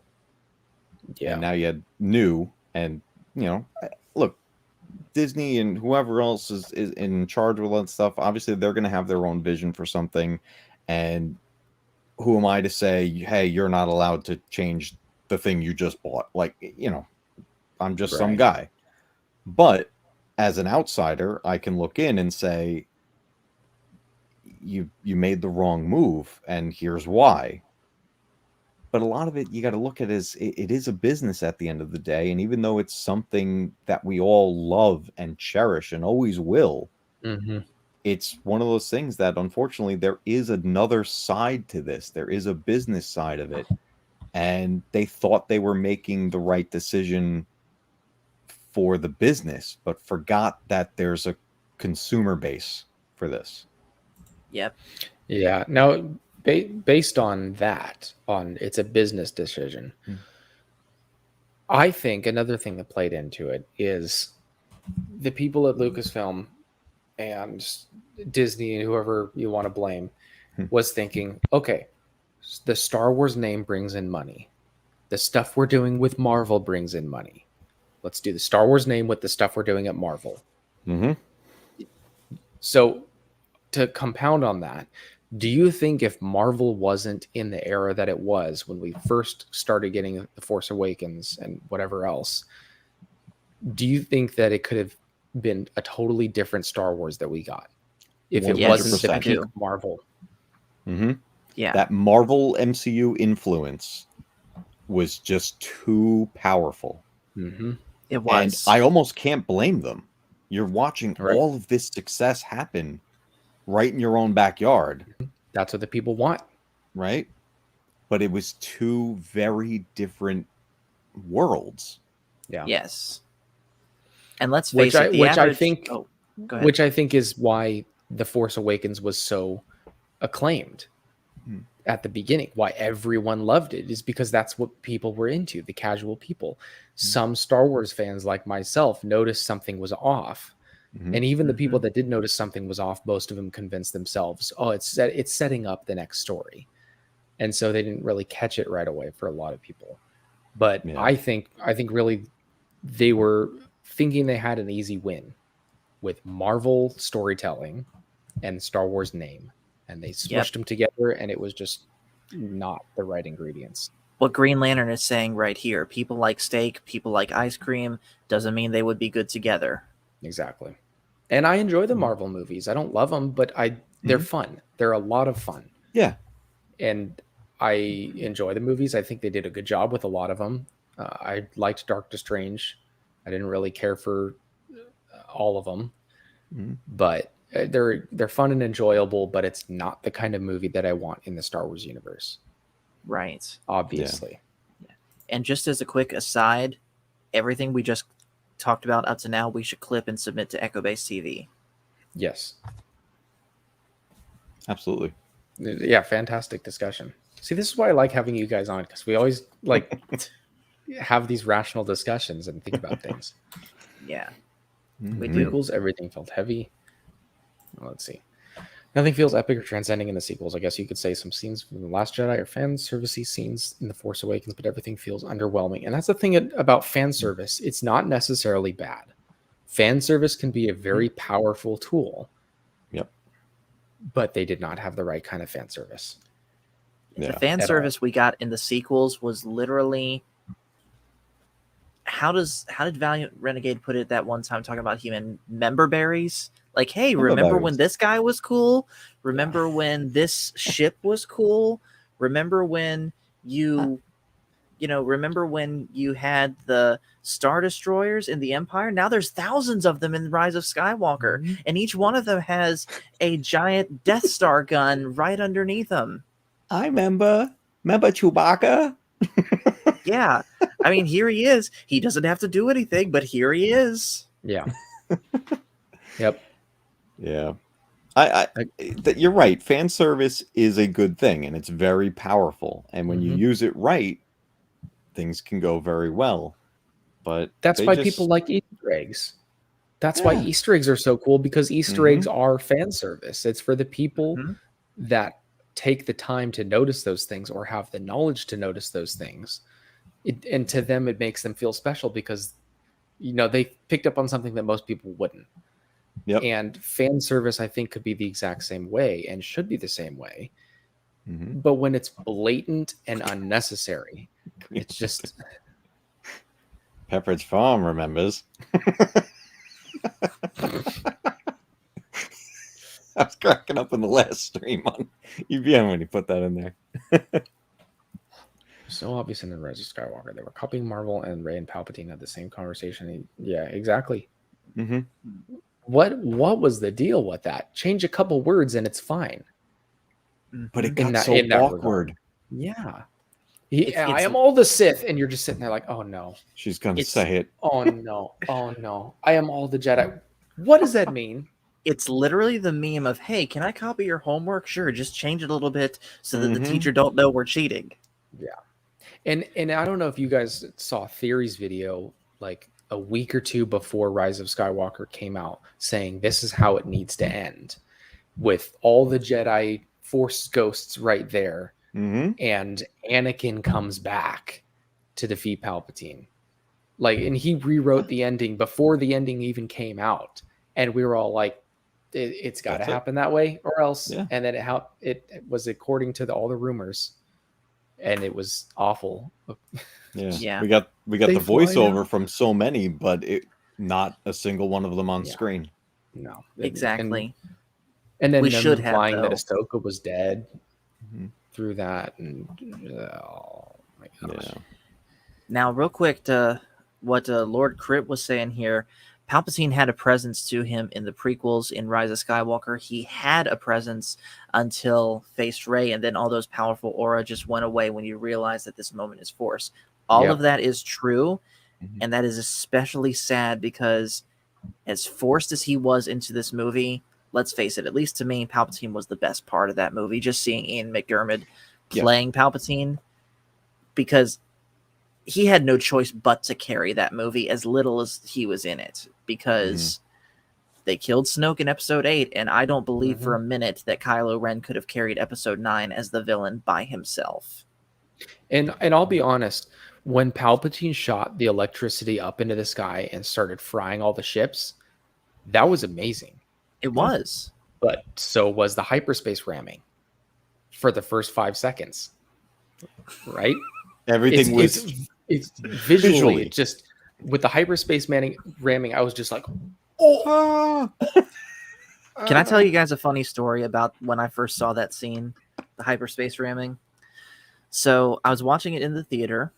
I was with my whole family, and it's important to this story that my dad has his concealed carry license and does it any chance that he gets. And of course, our theater is okay with that sort of thing. So we're sitting at the back on the far right-hand side of the theater. Some joker a couple rows up on the left, right when that scene goes off, says Allah Akbar, implying, yeah. And all I see is my dad, who's sitting in front of me, lean forward with his hand going to his back hip. Now, thankfully, nothing else happened at that point, but the fact that someone would do that, not even considering that someone like my dad could have literally popped off, I can never watch that scene without thinking of that. Yeah. I don't need a concealed carry license in my state. I need to move there. We have permitless carry, open and concealed. I need to move there. Yes, you do. Yes, you do. And, I'm going to be careful with my words because YouTube is watching. Pew pew items can be bought privately with no going to a store or anything, or a dealer, just like you would buy it off of Facebook or Craigslist or whatever. Just, here's $200. Car. Thank you. Exactly. Yeah. And that's all legal, assuming all parties are legal. Right. This is literally the only thing I'm going to say about this, and then we can move on. Virginia is turning into what you left, Timothy. Yeah. And it's a sad thing to see. If I had learned that I would walk out of a Star Wars movie when I was a kid, I would think I would be the most craziest nut in the galaxy. Yeah. I didn't think I would ever scream, "That is the dumbest thing I've ever seen in any movie ever," out loud. But I did when Leia floated off into space. It was the dumbest thing ever. Well, when she went out, it was a beautiful moment happening. Yes. On her way back in, yeah, like not so beautiful. That scene pissed me off in two distinct ways. Number one, yes, Carrie Fisher died in 2016, and so that would have honestly been a good way to send her out. But of course, they couldn't because they wanted to keep using Leia. But number two, I was one of those people that wanted to see full-blown Jedi Master Leia, having learned that she had the Force in Episode 6. And of course, I'm disappointed by, we see that she chose not to turn a Jedi. Whatever, that's her choice.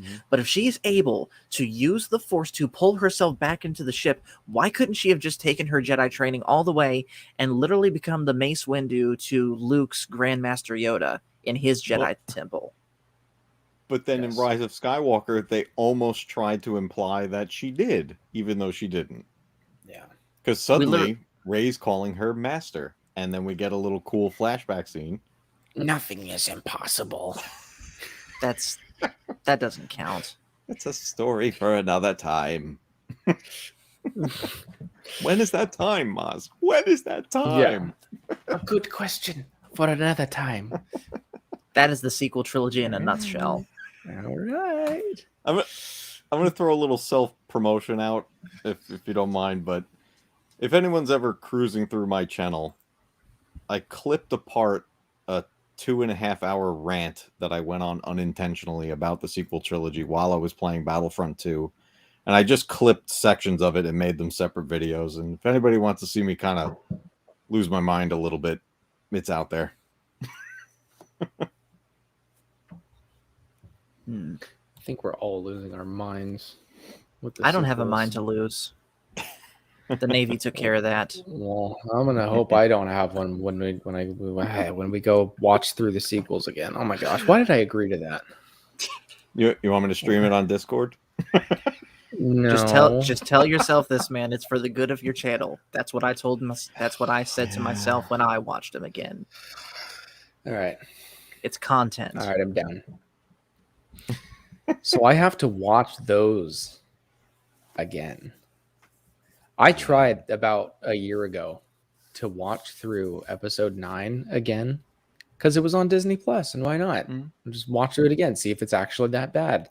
I couldn't make it more than halfway, and I heard already counted like 12 times that Finn yelled Rey by the halfway point. I mean, that's think of it as a comedy. Yeah, there you go. Might help. That copy of Rise of Skywalker that you saw me push off a table, that's still sealed. in the wrapper. Wow. Yeah, there's no need to open it. That was a funny one.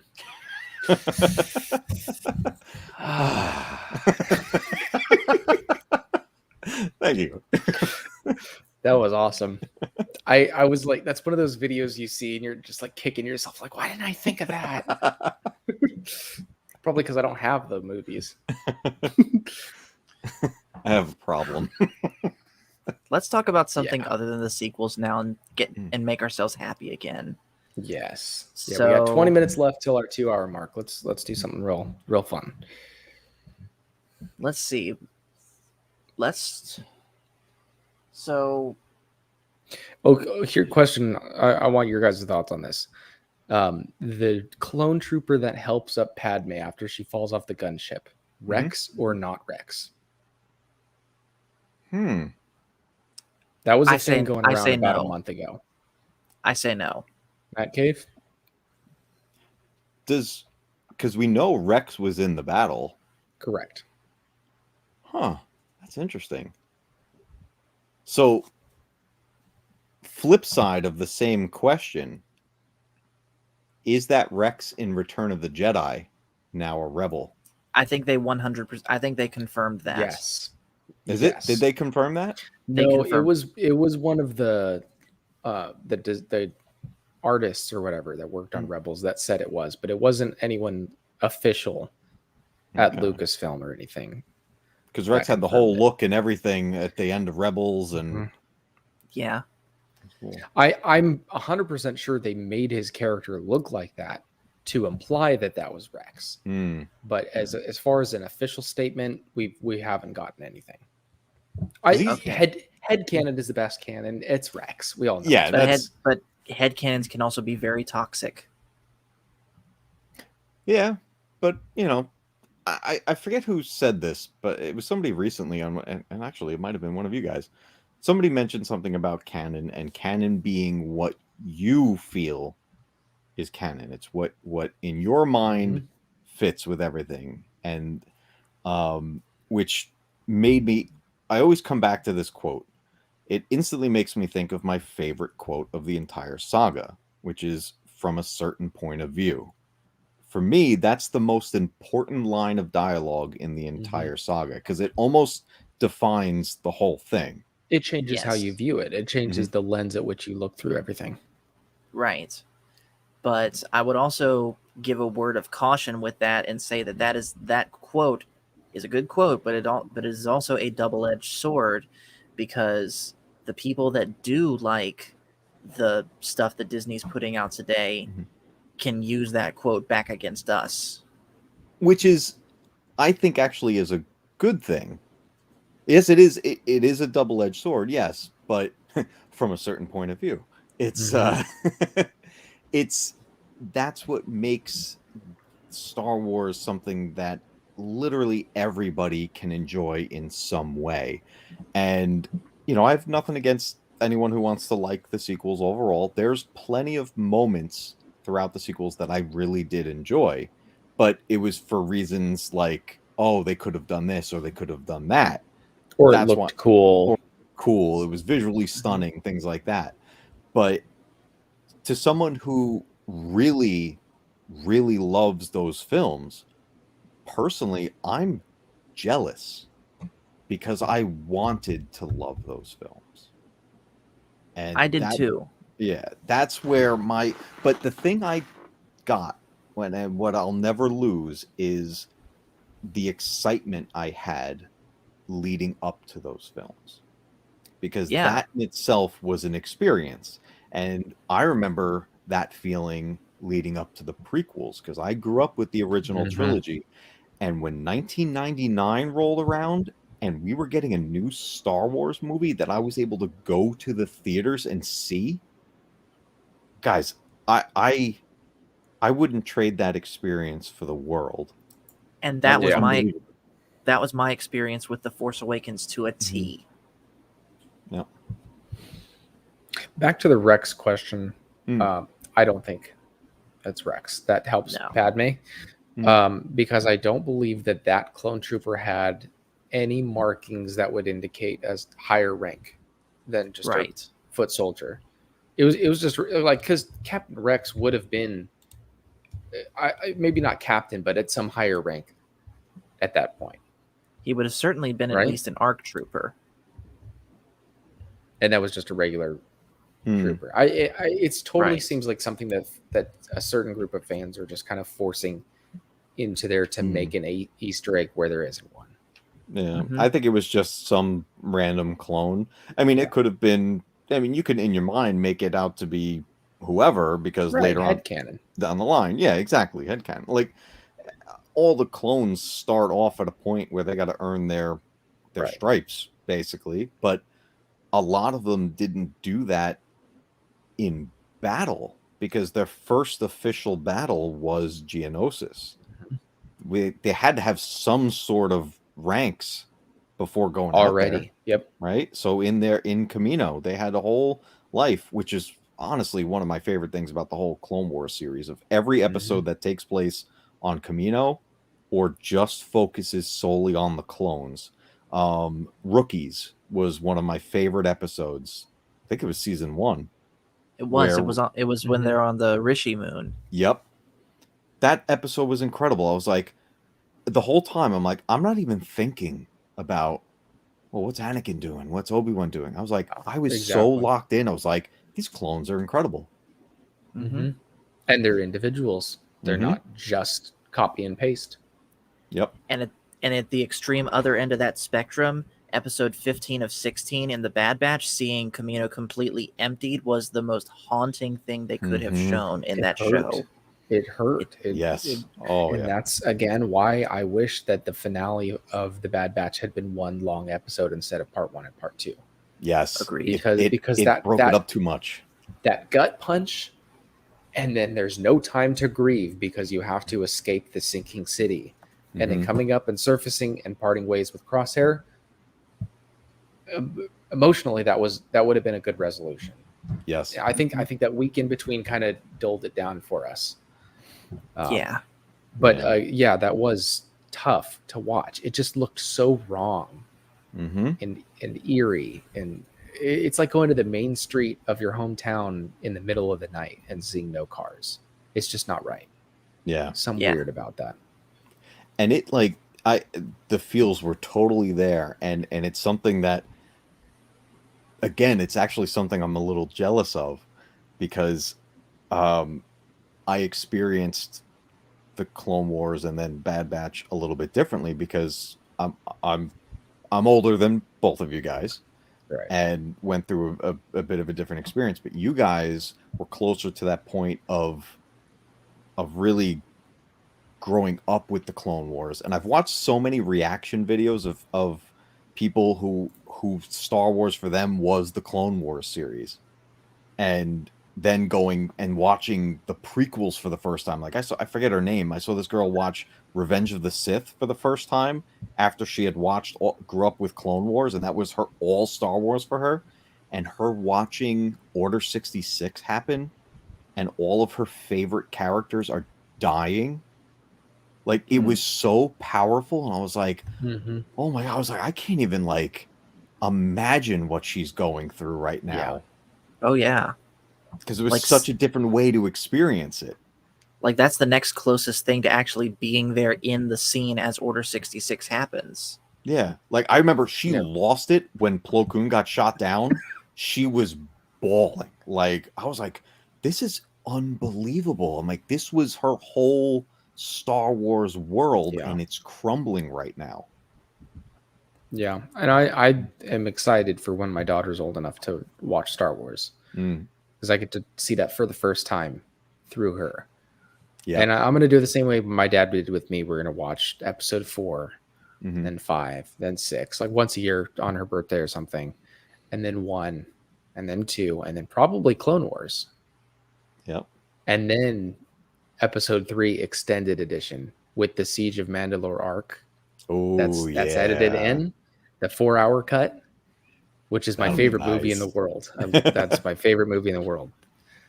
I've seen it a couple times. The 4-hour edit. It's that's so a good edit. Paul, if you haven't seen that, it's the last 4 episodes of Clone Wars. The Siege of Mandalore arc. edited perfectly in with Revenge of the Sith. Mhm. Okay. With a couple added Revenge of the Sith deleted scenes, and it's like 3 hours and 50 something minutes long, and you can't even tell when it blends from live action to animation. It's just so smooth. It just goes so well. Especially the meeting, the hologram meeting with Mace Windu and Yoda. I sense a plot to destroy the Jedi. Mhm. That, and Yoda and Anakin's there at the table, and then he walks out of the room, and then Ahsoka walks in like 2 minutes later, and like it's so good. It's yeah. Anyone who is interested in watching that edit, message me on Discord. I'll hook you up, because It's good stuff. it is something special. It because the Siege of Mandalore arc is good because you get to see that side of Order 66. Revenge of the Sith is obviously good, but putting them together is amazing. It ends, the entire 4-hour edit ends with that shot of the clone trooper helmet in the snow with Vader walking away. It is amazing. So anyone that wants that, hit me up on Discord. I'll send you the link. Nice. And it's so good. It is so good. Now I want to watch it again. It's so good. Yeah, Paul, I highly recommend that. Yeah. Let me get through the Clone Wars first. There you go. Okay. Yeah. Oh, okay. Yeah. That's even better. Get through the Clone Wars, and then when you get to those last 4 episodes, watch that Revenge of the Sith edit. I will.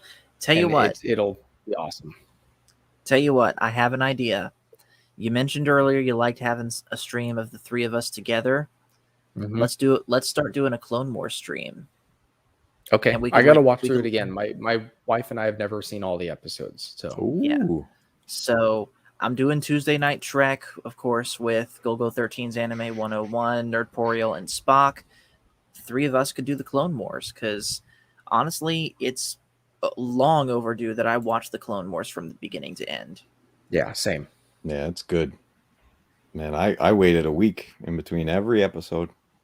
Yeah. And unlike Star Trek, which I have to watch through Amazon Prime, I have the entire Clone Wars show minus season 7 in a hard copy. So Cool. Disney Plus don't even have to worry about it till season 7. You know, this is completely off topic, but you said Amazon Prime, and my wife hates me every time I do this because she's like, "Oh, I ordered something on Amazon Prime." I'm like, "Amazon Prime." She's like, Yes. "Shut up! Stop it!" Shipping trucks roll out. Nice. Delivery trucks roll out. That's so funny. Oh, I've never seen any Transformers. Wow. Yeah. I have two Transformers series that I would highly, highly, highly recommend. Okay, series. That's different. I was talking about the Series. movies, the Yes. recent movies. Because this started as TV series, at least, Mhm. So the original and Gen 1, Transformers yep. Prime. Those Prime two was good. series. Okay. In the original animated Transformers movie, which basically was like a transition for getting from generation Season 2 to season 3. yeah, it was the transition into that to get the new Matt Cave just died inside.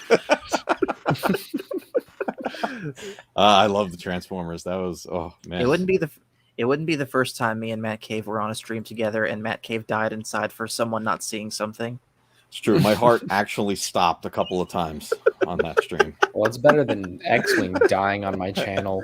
Oh, that was, dude. I don't know if I told you this, but I popped into that stream moments before that happened, and I was just like, I don't know what happened. I felt a tremor in the force, and I was like, I gotta go on to this.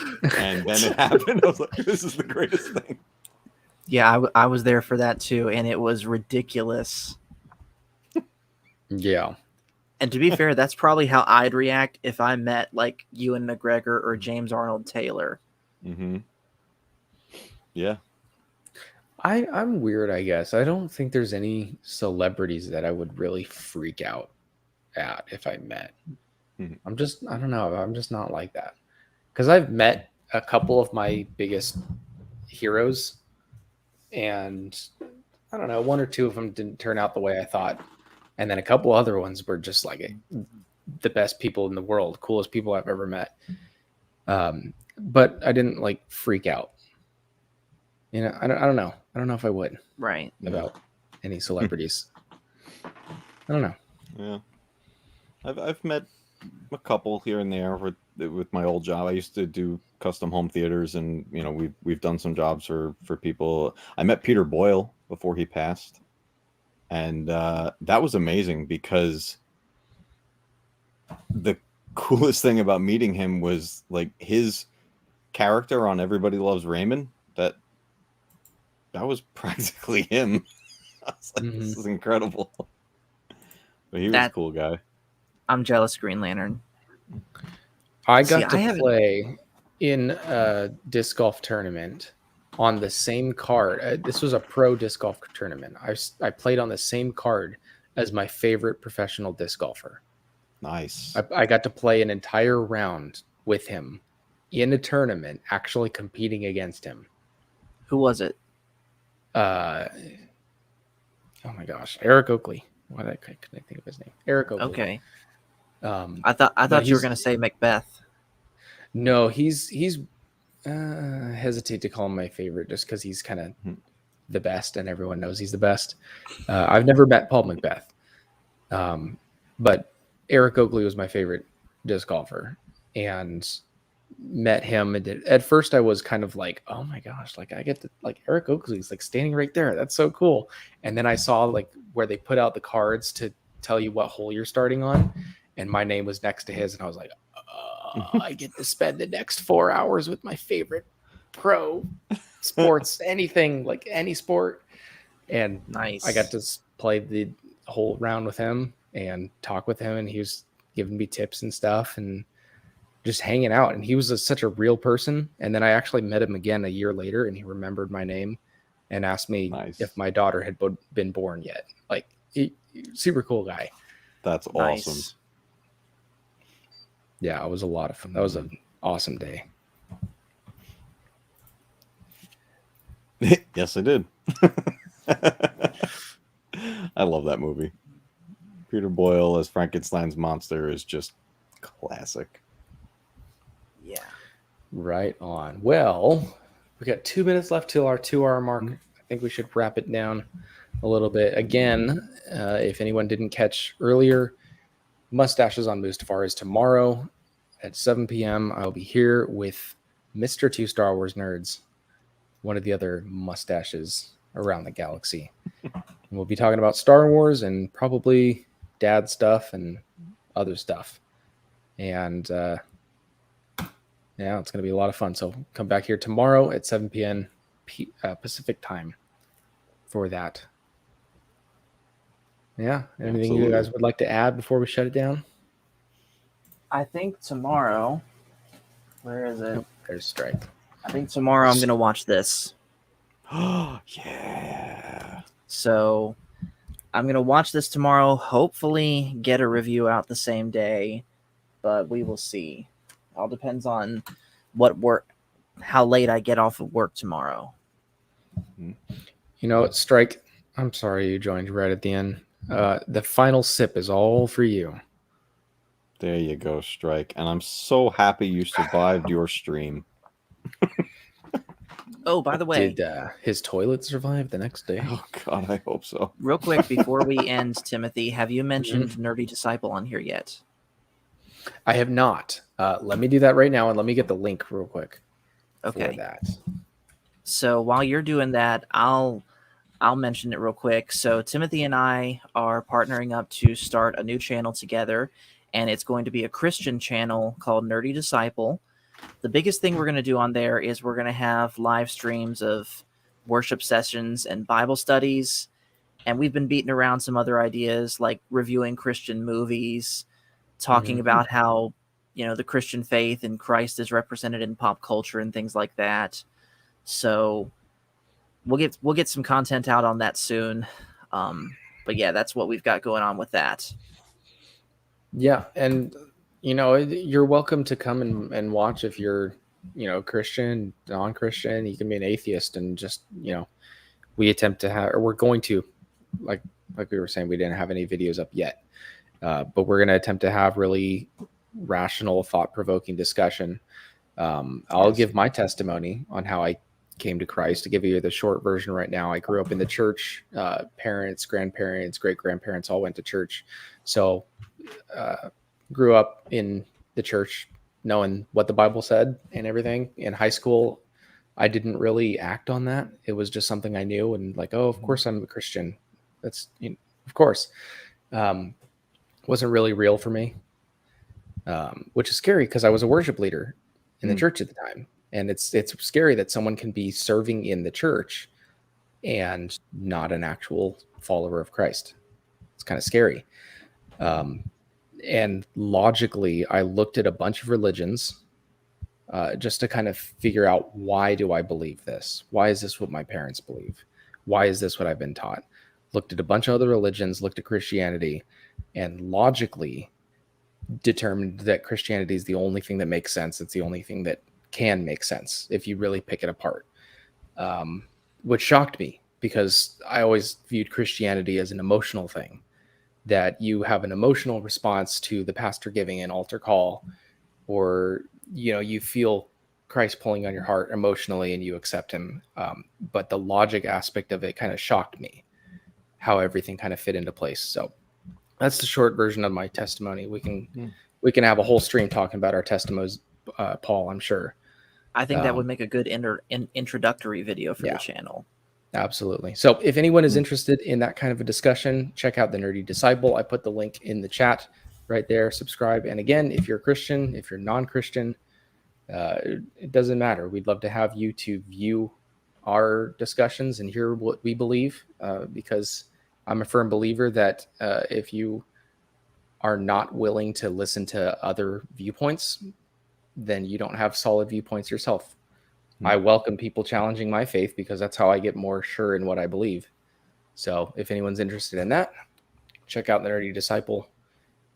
It's exactly what it sounds like. We're nerds and disciples. I'm definitely going to check that out. Sweet. That's awesome, guys. Yeah, we'd love to have you, everyone. We'll have different people on there. I know Coach. We want to get Coach on there too. Yes. At some point. But awesome. Thanks, Daryl. Yes, thank you. Awesome. Star Wars is on tomorrow, 2 p.m. If y'all can make it. Doing pop-ins, depending on how it goes. Probably still be working, but... Yeah, I'll be at work too. But yeah, if anyone... if anyone can check out Star Wars Santa, that's a really good guest to have on. I will check it out. Yeah, I'll probably watch the replay on that for sure. Anyway, that is probably going to do it for the show. I appreciate both of you guys for coming by. That we always have really good discussions. Thank you, Star Wars Ladage, for subbing. Nice. Yeah. Is it Ladage or Ladage? Or Ladage? Or Ladaggy? Ladaggy. Good old Star Wars _Ladaggy. Yep. Well, it is now. All right. Well, everyone in the chat, I appreciate you coming by. If you've made it this far in the video, I really appreciate your time. I thank you for stopping by. And I think I gained like 2 subs during this stream. So I hope so. Yeah. Nice. Ladage, like French. All right. Ladage. Okay. Got it. Ladage. Thanks, Daryl. Glad you could stop by. And Master Paul and Matt Cave, I will see you guys whenever I see you next. Yeah. I'll message you guys on Discord and we can set up when we want to start doing this Clone Wars stuff. And of course, I'll talk to you further, Tim, about Nerdy Disciple stuff. Yep, absolutely. And you guys both know you are welcome on my channel whenever. So likewise, you guys will likewise always be welcome here on Korriban with me. Thank you. All right, thank you guys. See you later. See ya.